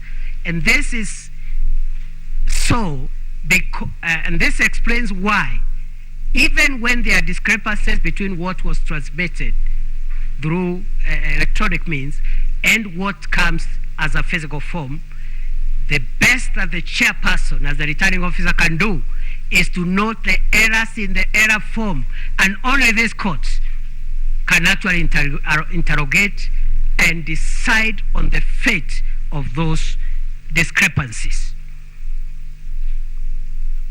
Number 8, verification, tallying, and declaration was done pursuant to 138.3C and 138.10 because an interpretation in the opposite direction would lead to a constitutional crisis where commissioners who think they have a role to veto and moderate the expression of the will of the people of Kenya in the vote can decide to form factions and have their own candidates, declare their own results, which they have verified in quote and tallied in quotes. Finally, Section 10, 11, and 11A of the Elections Act envisage the commission to include the secretariats and staff, and therefore verification was done according to the affidavit of William Ruto, the affidavit of Veronica Duarte. The tallying was done in the presence of agents at the National Tallying Center. With tremendous respect, I would like to conclude by submitting that this court should find that a petitioner whose agents and supporters are engaged in a kind of behavior that is now of public notoriety, and I invite the court, over and above what is pleaded, to take judicial notice of of the events of that day. A petitioner whose supporters, sympathizers, and agents engaged in those kind of things should not be anywhere near the hallowed ground of a Supreme Court of the Republic of Kenya, trying to seek relief, among them a relief under Section 80A, that they be declared winners of an election that they didn't win. We submit that the mob that swelled our image, the image of our nation, including the conductors of the orchestra, are now before this court shouting loudest that we must release Barabbas. This court should stop Barabbas and his mob from benefiting from their own malfeasance. We pray that all the petitions, including the submissions by the Attorney General, particularly on this issue of Article 138, those petitions be struck out with costs. I respectfully and humbly submit. And now, with the permission of the Chief Justice and the court, I yield the microphone to Senior Counsel Kirago Kimani to address the court and submit on issue number 7 and number 8. I thank you.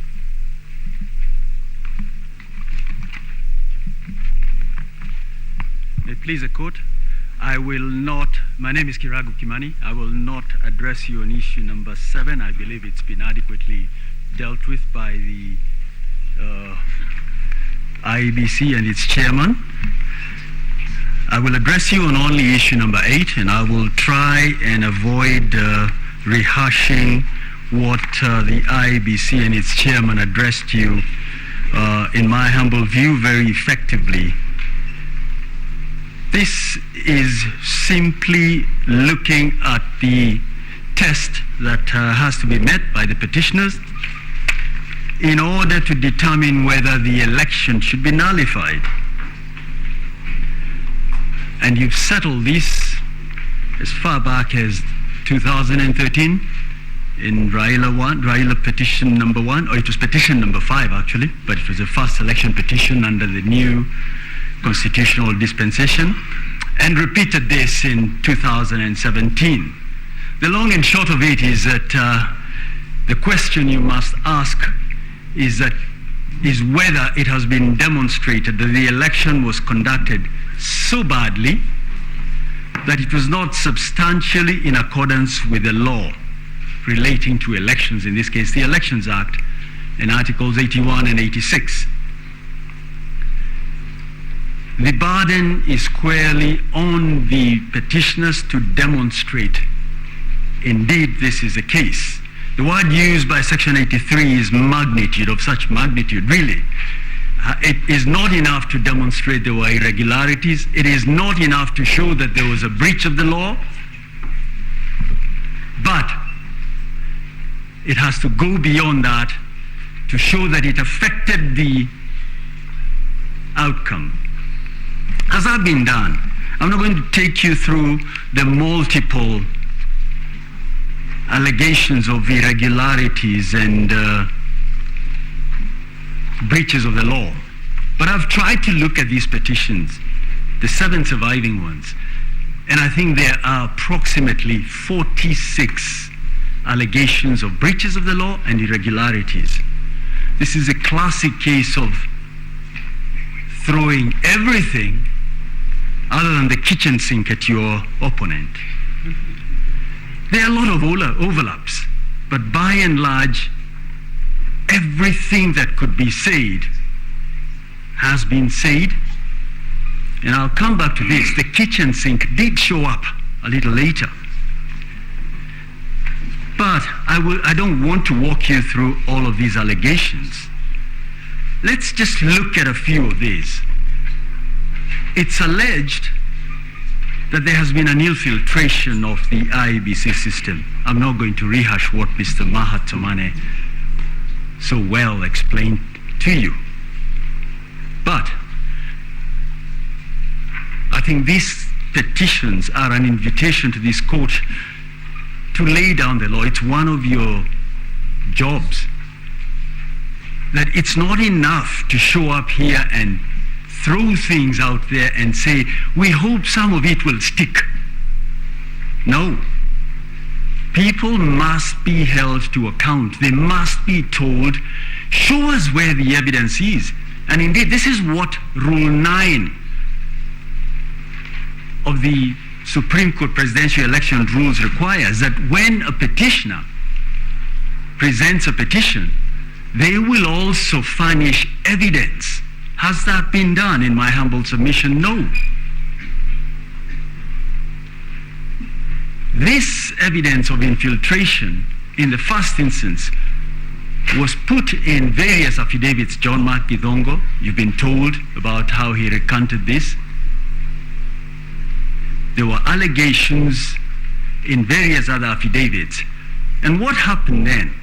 There was a robust response from the referee, the IEBC, and the first respondent. And then what do we have? We have a second burst of alleged evidence in the nature of an affidavit by George Njoroge.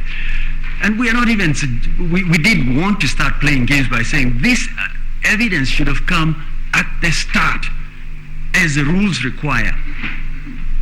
So this case keeps being panel beaten as we move along. And it's not just petition number 5 where this happens.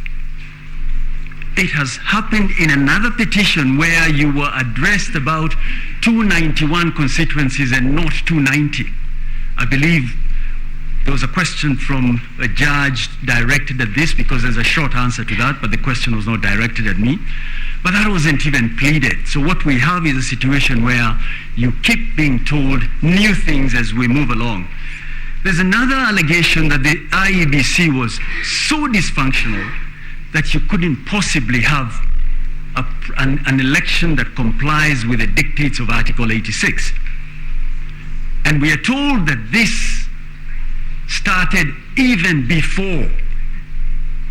Now the question is, why wasn't a challenge made to the mandate or to this institution before the elections? An Article 140 petition is very narrow. It concerns the results and nothing more. This petition has been turned, or these petitions, by many of the petitions, has been converted into an attack on the on the chairman or the chairperson of the IEBC.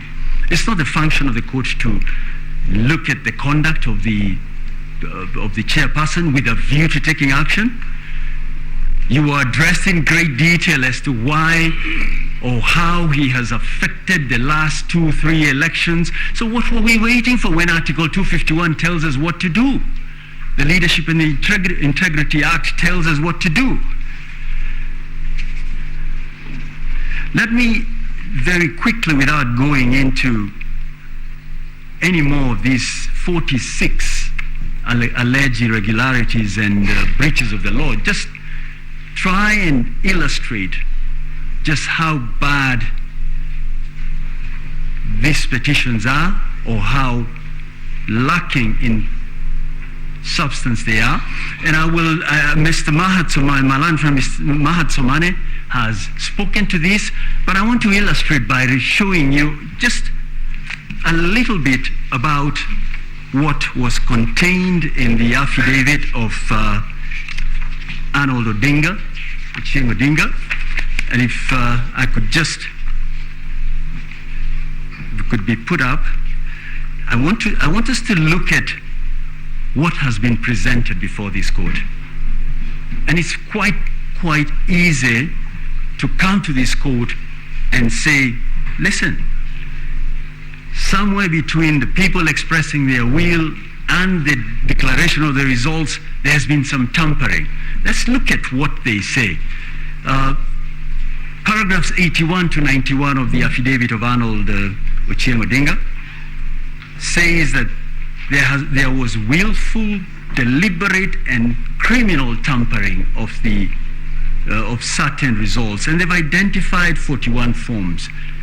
What I suspect they did not expect to happen is that the IEBC would respond to just about each and every one of these forms. Let's look at just one sample. And before we do that, what are we trying to achieve? We'll look at a Form 34A from the IEBC portal. We will look at a Form 34A delivered by IEBC to the court. We will look at an affidavit from a presiding officer, and we'll look at an affidavit from an Azimio agent, and we'll look at a Form 34A provided by a UDA agent.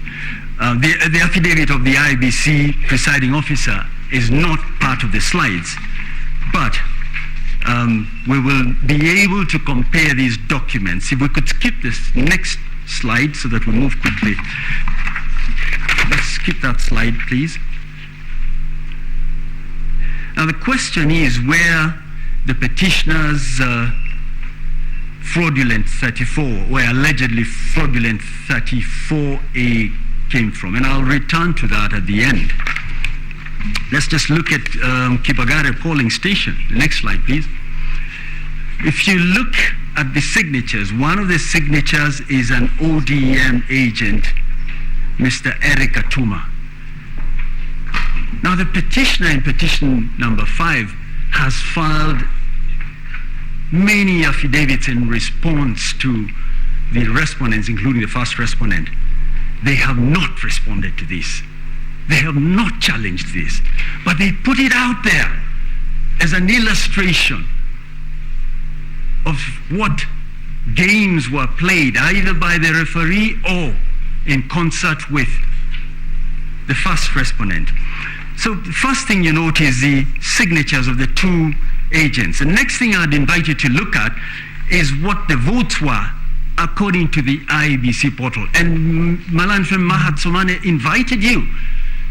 The portal is up and running. Check this.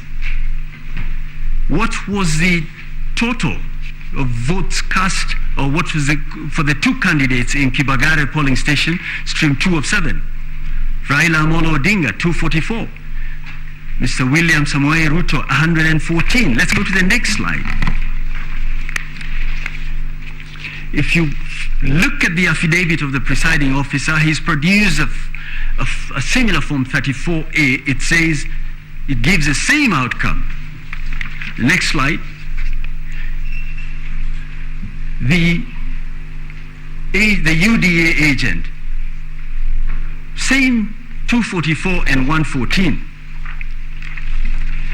Then you have the next slide, the Azimio agent,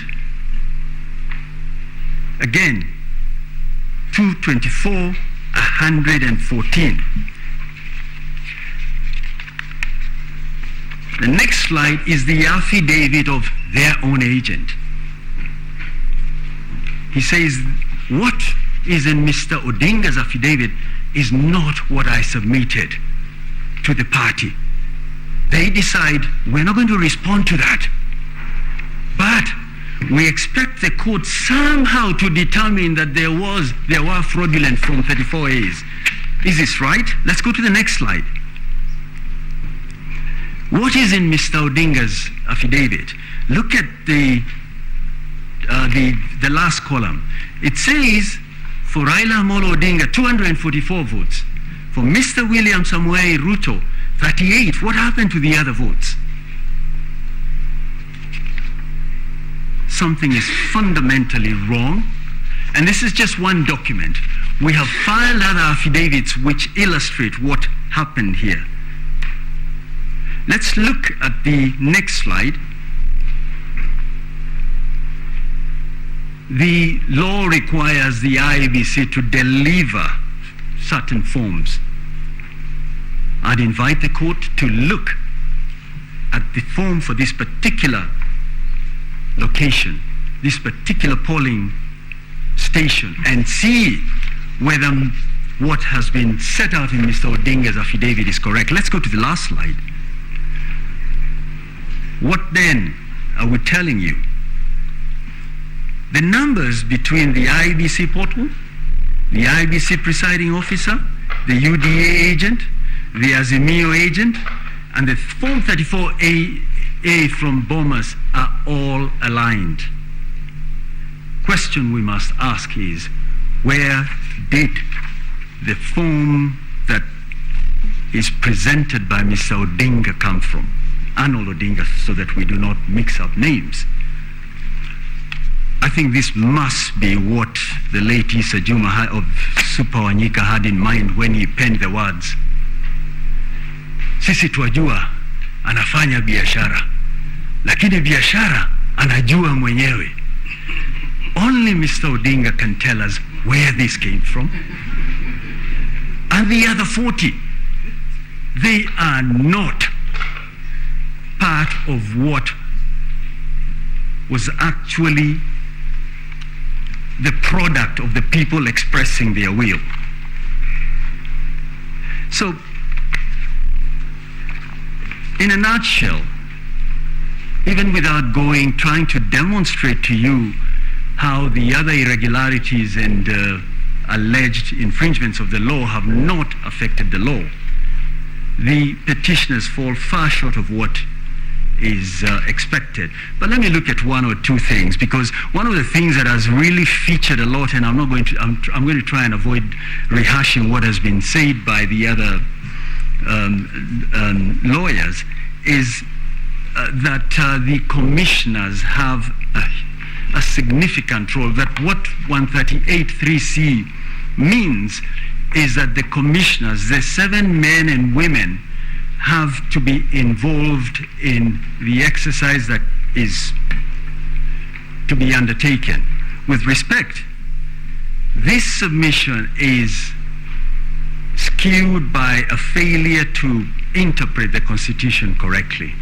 I think it's long been settled that the Constitution, the interpretation of the Constitution,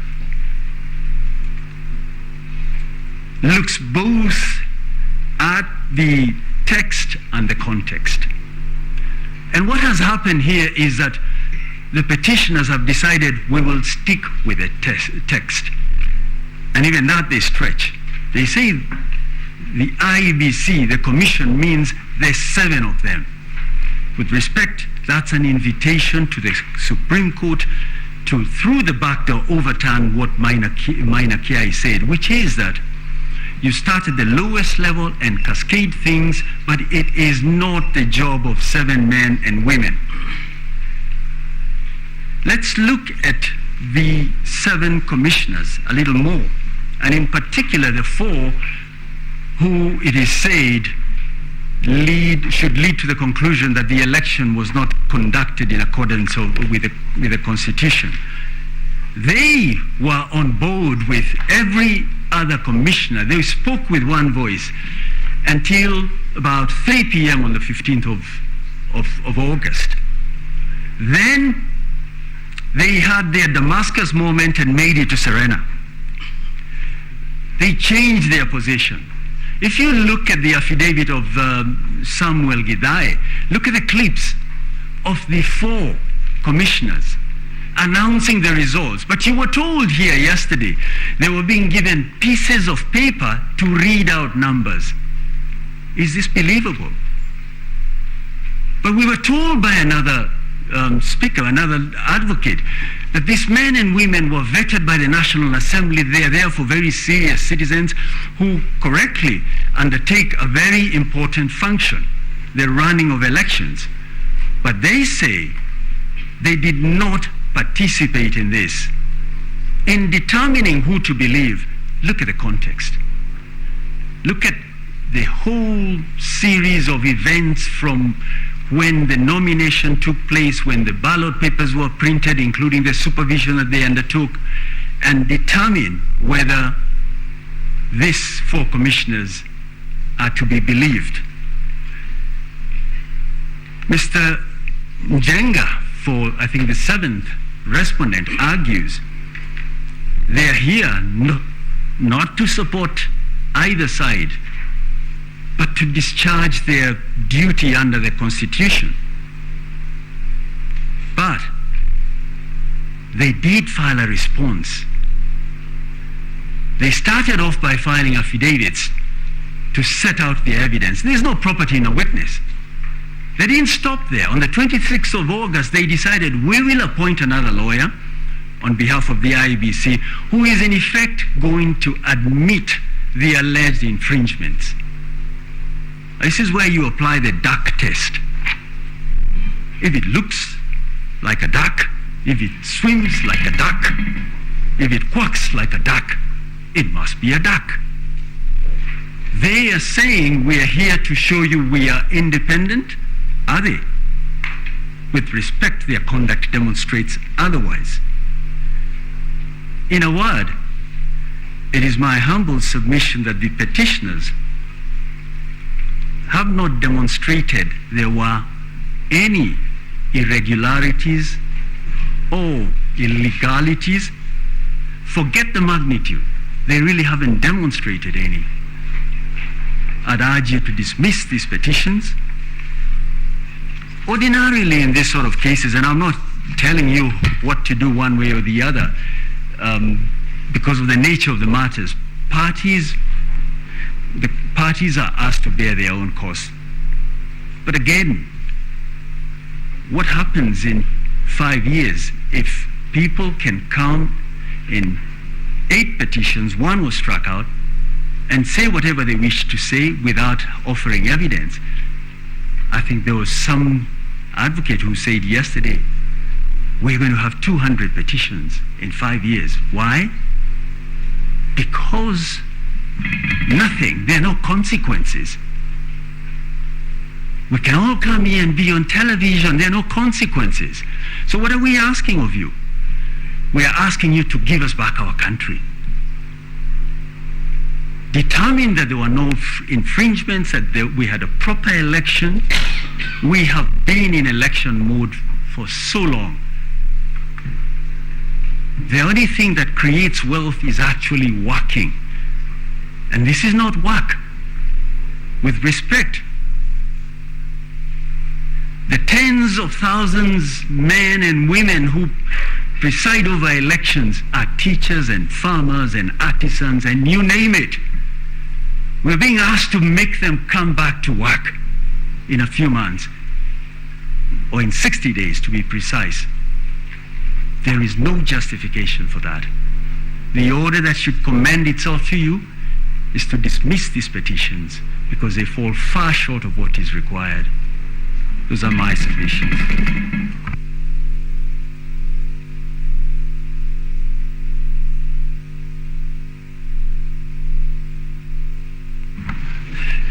Mr. Kyoko Kilukumi will now address you on the 9th issue.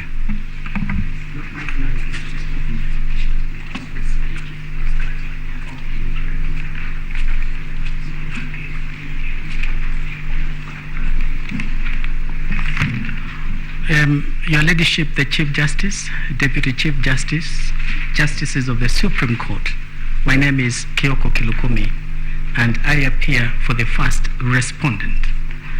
Our team leader has asked me to deal with the issue raised by Mr. George Oraro, Senior Counsel, in regard to the affidavits filed by Joseph Kinyua and Kennedy Keara.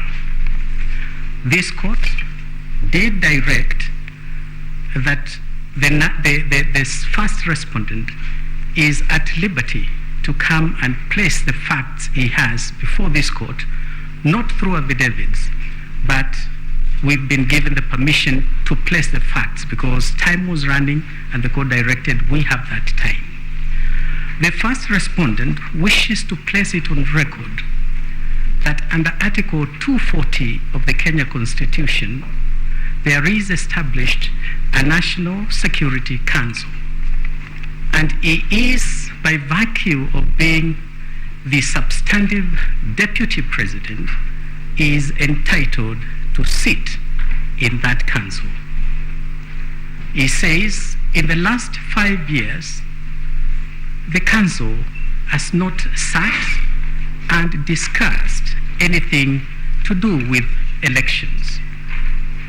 He further says that matters of election are vested in an independent body, and that independent body is the IEBC.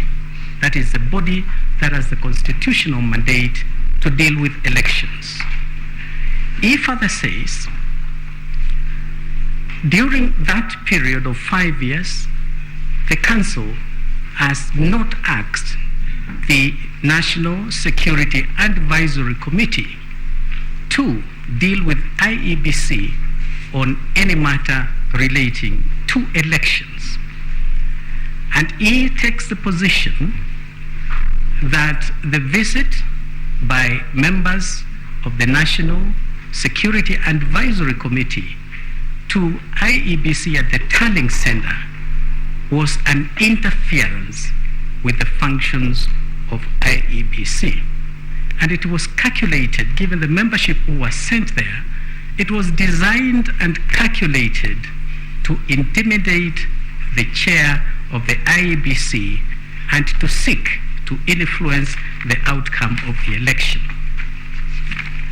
We ask the court to note that these affidavits were provoked by what Mr. Chebukati said in his affidavit sworn on the 26th of August 2022. From paragraphs 55 to paragraph 75, he has given a subheading and he calls it an attempt to subvert the will of the people. And we invite the court to consider those paragraphs and to see which party is telling you the truth. We wish to refer you specifically to paragraph 66 in that affidavit, and it is an important averment, an important deposition in that affidavit. He says, Mr. Chebukati, when he was at the National Tallying Center, members of the National Security Advisory Committee visited him, and he sat with them after 2 p.m. It is important to contextualize the time. We are talking of the 15th of August, Bomas of Kenya. There is a meeting, and this meeting is attended by all the commissioners. All the 7 commissioners are there. The fact of that meeting is not disputed, or the affidavits filed regarding that matter make critical admissions. The first admission is that indeed Joseph Kinyua telephoned Chebukati and told him, I'm sending my members to you. That's an admission. The second admission is that all the commissioners, and these are the affidavits from Mr. Joseph Kinyua and Mr. Kenneth Kiara, all the commissioners were present. It is past 2 p.m. It doesn't say how long this meeting took. The country had been put on notice.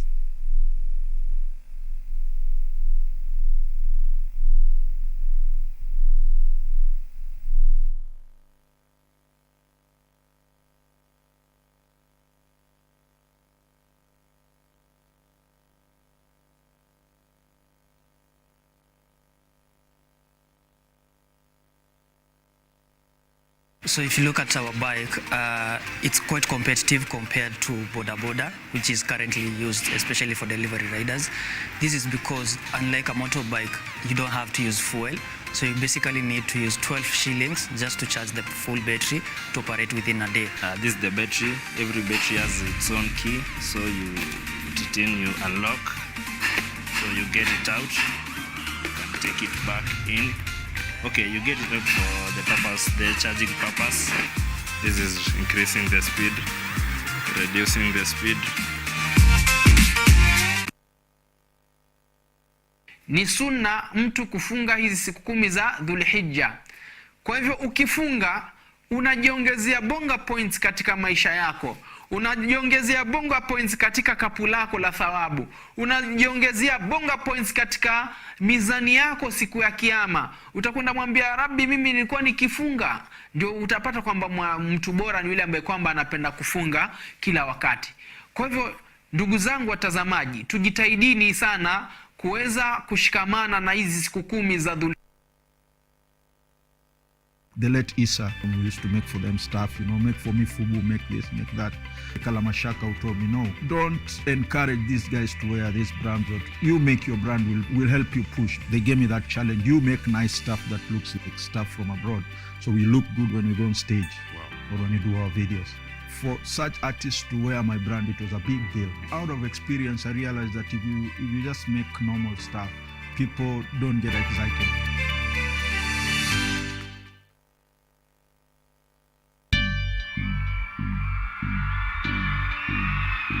I'm a freshman in Kenyatta University. This is all what I've heard about campus. Campus is full of freedom. Ni cumulative. Mchezo hiyo ili poka gani kwani?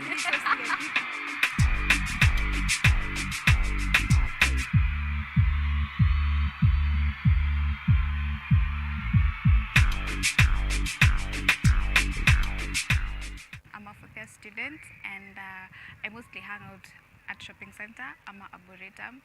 And what I'd tell first years is it's never too late to start being serious.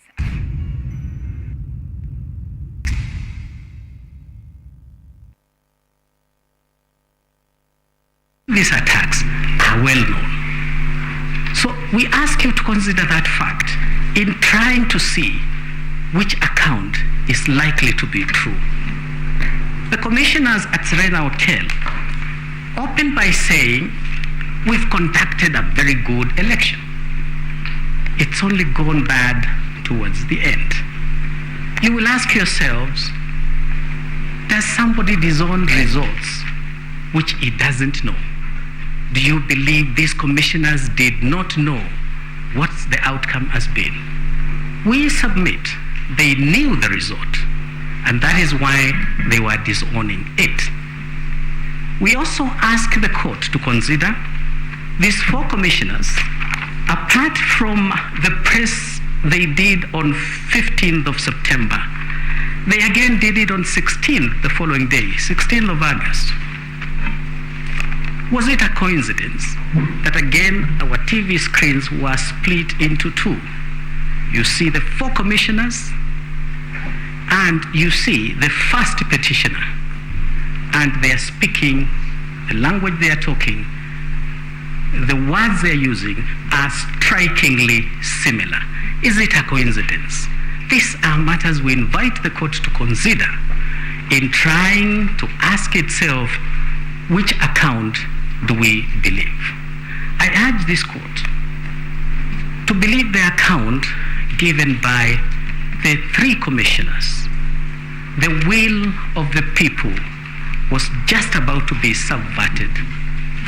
And it was, the attempt was unsuccessful because the three commissioners stood by their oath of office and faithfully executed what was expected of them by the Constitution of Kenya. This split between the commission, the court has asked posed questions.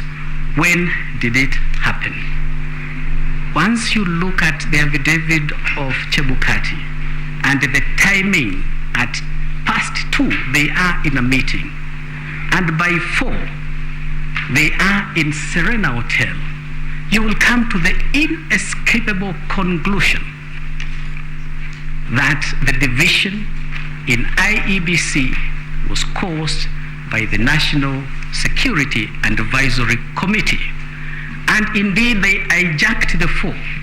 That is why the 4 would approach this court for the very first time in the history of this country, approach the court to seek nullification of an election that they superintended, and that they said they conducted a very good election. We ask the court to take into account that there appears to have been a mistaken impression that presidential elections are determined by commissioners. Anybody who wants to become the president of Kenya must have in his corner the Kenyan electorate. And that voter who turns up in the polling station, not the one who stays away. And if you convince that voter who turns out and you get the majority votes, you become the president. 7 commissioners cannot make you the president. 4 commissioners cannot make you the president. Who makes the decision as to who becomes the president of the Republic of Kenya? It is our humble submission. It is not the commission. It is not any of the commissioners. It is the electorate. It is the people of Kenya. And therefore, this narrative that we are the majority, we needed to sit down and make a decision, that decision as to who becomes the president of Kenya does not lie with the commission. Theirs is to midwife the process, and that is all they can do. We wish to submit that the first respondent won these elections fair and square. You've had the submissions and the evidence that has been presented by the midwife, IEBC. And they have made it absolutely clear that this election was conducted in accordance with the Constitution. It was computed in accordance with the Constitution. And they have a very clear winner as to who obtained the highest number of votes and made all the requirements required by Article 138(4). For that reason, we ask this court to consider that this petition is the consolidated petition are founded, they are all anchored on fiction. They are all anchored in forgeries. They are anchored in fraud. That clearly tells you these petitions are built on sinking sand, and for that reason, they must fail. I wish to ask the court amply to reflect on the ruling of King Solomon. Just like King Solomon before you, you have 2 gentlemen here, each one claiming a baby. The baby they are claiming is the outcome of the 2022 election petition.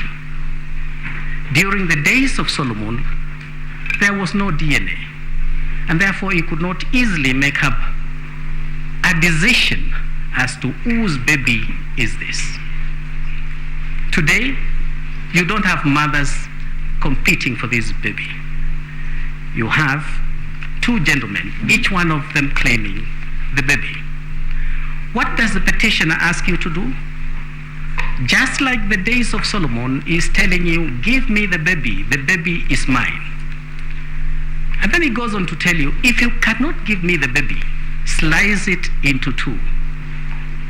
We can call this baby Victoria. We can call this baby Victor. But the more gender neutral term, let's call this baby Victory. Baby Victory has a clear DNA. Baby Victory, his DNA is captured in the original Forms 34A. His DNA is captured also in Forms 34B. That baby belongs to Honorable William Samoei Ruto. Give him his baby. Don't divide the baby. The petitioner here is telling you, you either give me the baby or cut the baby into 2. Nullify the election. Solomon used that indicia to know who was the true mother of this child, because no mother would want a baby chopped into 2. And so by the petitioner coming to tell you here, if you don't give me the baby, slice the baby into 2, you already know whose baby the victory of 2022 presidential election is. I urge the court to give the baby to the legitimate and lawful father who is Honorable William Samoei Ruto. Thank you very much.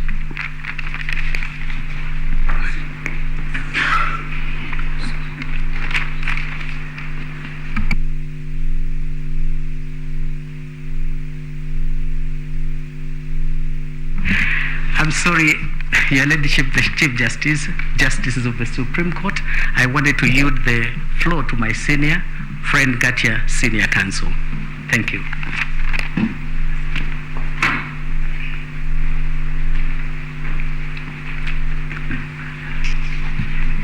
Madam Chief Justice, my duty is to make closing submissions as I also deal with the last issue. What are the appropriate reliefs? Yes. Oh. I start by apologizing. I left out two members of my team, two lawyers who have worked very hard, Rose Thiongo and Ham Langat, Mr. Ham Langat. I think in fairness, it's good I place them on record.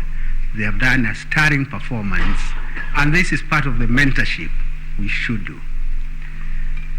Madam Chief Justice, let me also start by apologizing that I did not place on record the fact that we did file written submissions on 27th August this year, and we rely on those written submissions. We took lots of time to actually develop almost a treatise on the origin of Election Act. We went to 1870 in England, where we found the first codification of the Election Act, and the subsequent development and the hesitation by apex courts in not disturbing electoral victory. I would request you, in the fullness of time, please look at it. I should also, in fairness, indicate that the authority I referred to from Ghana decided last year the Mahana decision is authority number 5 in our list of authorities. And again, this, Madam Chief Justice, let me say this because I ought to acknowledge it. Judges in Ghana quoted with approval one of your judges. Writing of this apex court are now being quoted with approval in the continent of Africa. And if I could say so, this is also because of the very vibrant advocacy by Malanet friends. So if we could participate in enriching the jurisprudence in Kenya and Africa, so be it. I now go to a very brief response overview.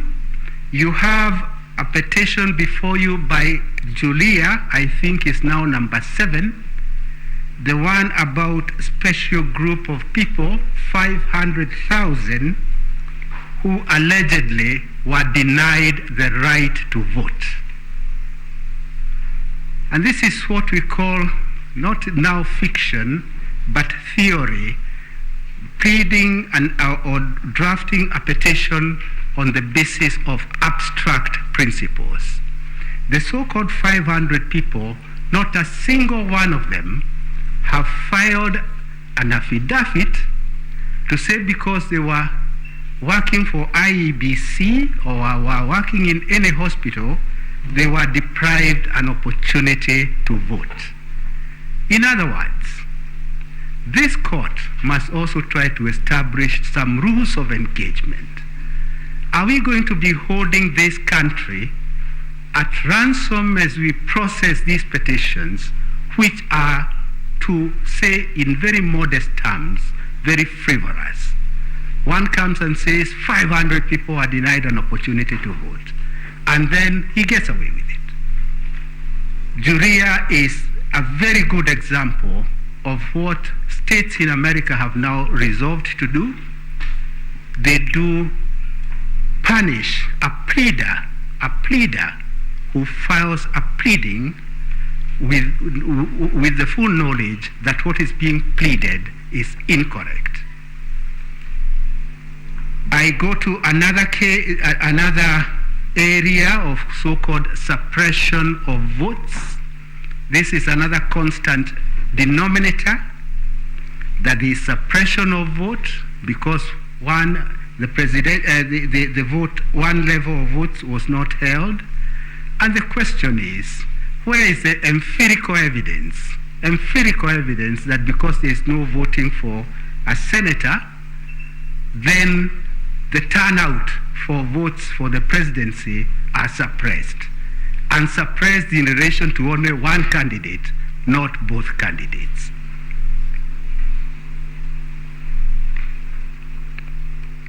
My learned friends have talked about what yesterday was being called dysfunctional IEBC. It is not dysfunctional IEBC. It was a functional IEBC until 3 p.m. on 15th. On 15th August, towards 3 p.m., some commissioners were hijacked with their free will, and they opted to walk out from their brothers and sisters. There is a point that concerns me as a regular practitioner in this court, in these electoral cycles. And this is this. For how long are we going to allow our political class to advance self-interest, and to hold this country in perpetuity of uncertainty? That is something I think, Madam CJ, you now have an opportunity under Section 3 of your Act. The first fundamental in Section 3 is your true north, is supremacy of the Constitution. Your true north being the supremacy of the Constitution, and then other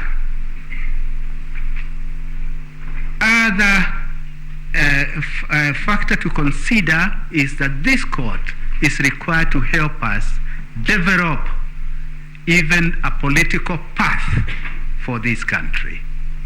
Those two becomes very important aids in how we deal with the political class. I'll come to that towards the end. But it is something of concern, because unless it is captured early, I do not see great hope in the way we are proceeding. Madam CJ, first and second respondents are very ordinary Kenyans, very ordinary, humble origin, and this is a country I always have thought is a country of hope and opportunity. Hope and opportunity for each and every Kenyan. A child from humble origin ought to aspire one day to be a Chief Justice of this country. A child of very humble origin ought to aspire to be a top surgeon in this country. I say all this because, in all fairness, unless we show hope and opportunity to all, then we'll be missing an important aspect of our growth. There were questions that were posed to my learned friends. Since I won't have another opportunity, allow me just a few minutes to deal with a few of them. I'll start with the first question about rejected votes. It was posed by one of the judges. Rejected votes is a point we litigated in Raila 1, that is 2013, not as a side issue, but it was the subject of a petition. In 2013, there was a petition dealing with nothing but rejected votes. Rejected votes, Madam CJ, can be the third candidate. It's very easy for rejected votes to be the third candidate. And in 2013 at Bomas, where I had the pleasure and privilege of being the chief agent for the candidate, it became quite obvious that rejected candidates will be the third candidate in that contest. And if they were to be factored, then the whole purpose of rejected votes is to bring down the victory of the candidate who would otherwise have won. So it is a point we litigated at length. Some of my learned friends, my seniors, we litigated at length, and this court held and found that what is to be considered are the valid votes cast. So in my submission, that is a point that has been dealt with. It was again repeated by the court in Ghana. Last year, they rejected the notion of considering rejected votes in the final tally. As a matter of fact, now that I remember, I'm getting a little older, I was clearer then in 2013, it is a misconception to call them rejected votes. It is actually rejected ballot, because a vote is that which is valid, which expresses a choice. So those so-called rejected votes are actually rejected ballot, rejected ballot papers. The same holds true for spoiled ballots, and the same holds true for stray ballots. As fate would have it, you will not even know about the stray ballots at the point that the tallying is going on.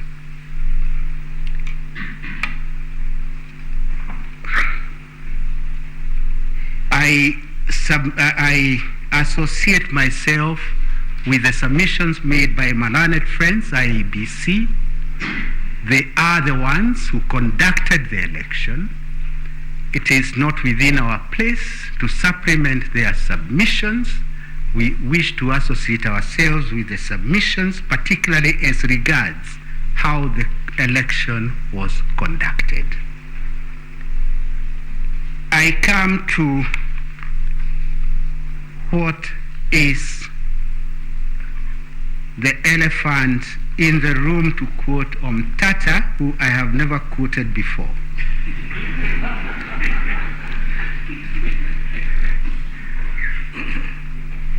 What is the way forward? On the one hand, you are being requested by many of my learned friends, actually all of them in unison. It's the first time I have seen so many lawyers making the same request: nullification of the election. Almost reminds me of the trial of Christ. Crucify him, nullify the election. After nullification of the election, no solution is provided. But all they request is nullify the election. As you consider the rival position, I will request you to consider the following. In the event you nullify the election, you will effectively be rejecting the substantive truth that the majority of voters in this country express their free choice.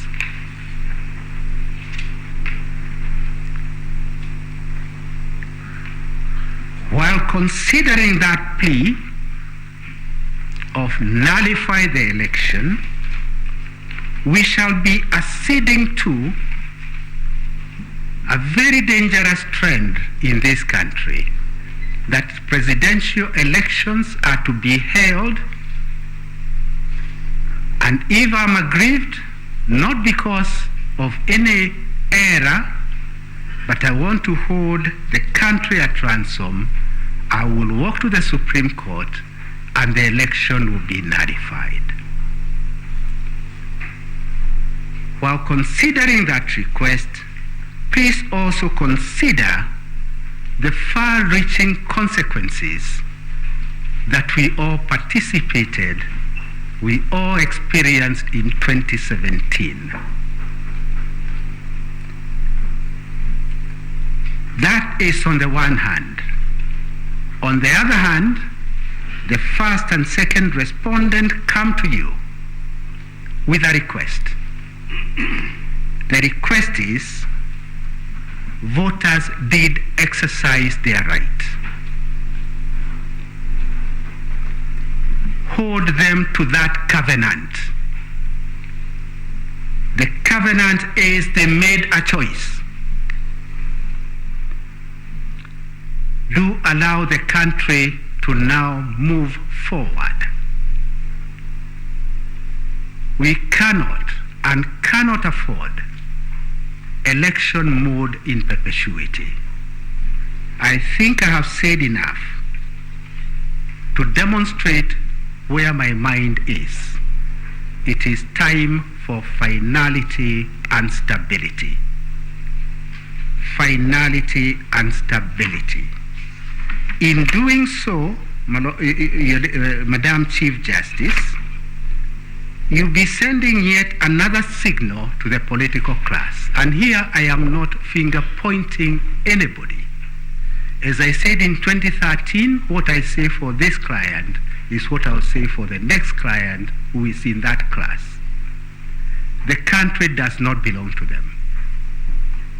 This country belongs to all of us. And since the country belongs to all of us, no person should consider that there is an entitlement. Considering that there is an entitlement is to engage in an illusion. That illusion ought to be replaced by reality. Reality is that it is voters who make their choice. And once voters have made their choice, let us inculcate a culture that my brothers and sisters on this side are now used to.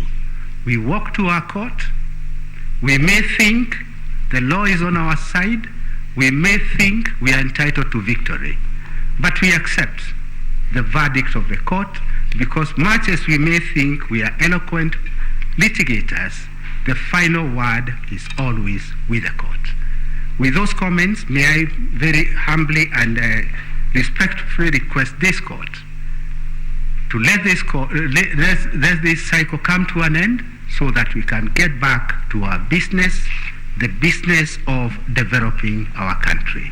With those remarks, I would wish to close and to donate the 30 minutes to the court because we are patriotic enough to know that it's not really in the interest of this country to engage this never-ending circle of litigation.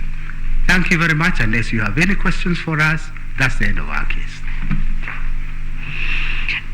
Thank you very much. We appreciate the donation and the appreciation that this time that we have is very, very tight because for us, the work actually begins when we finish all this.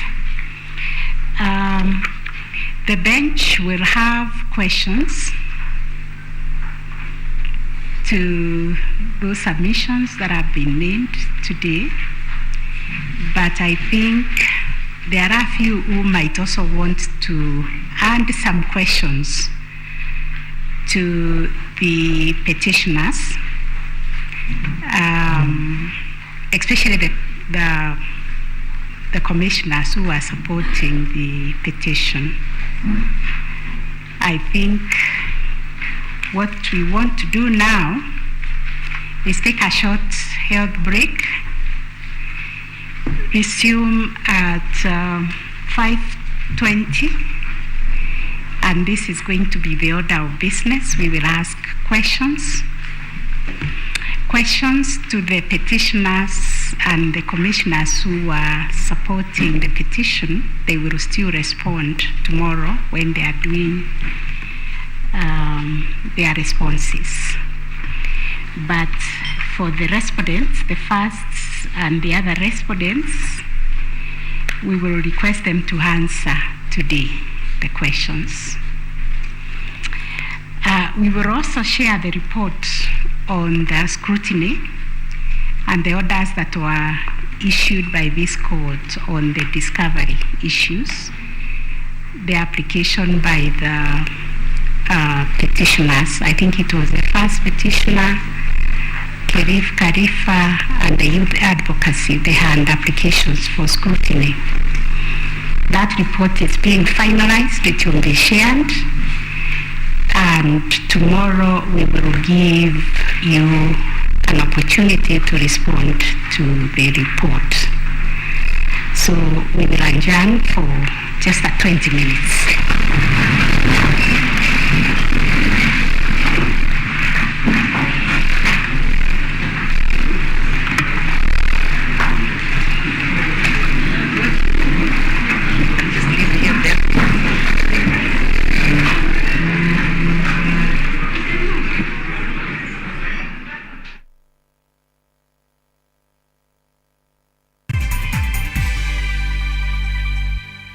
Today, I am at Jua e-bikes. So if you look at our bike, it's quite competitive compared to Boda Boda, which is currently used especially for delivery riders. This is because unlike a motorbike, you don't have to use fuel. So you basically need to use 12 shillings just to charge the full battery to operate within a day. This is the battery. Every battery has its own key. So you put it in, you unlock. So you get it out, you can take it back in. Okay, you get it out for the purpose. The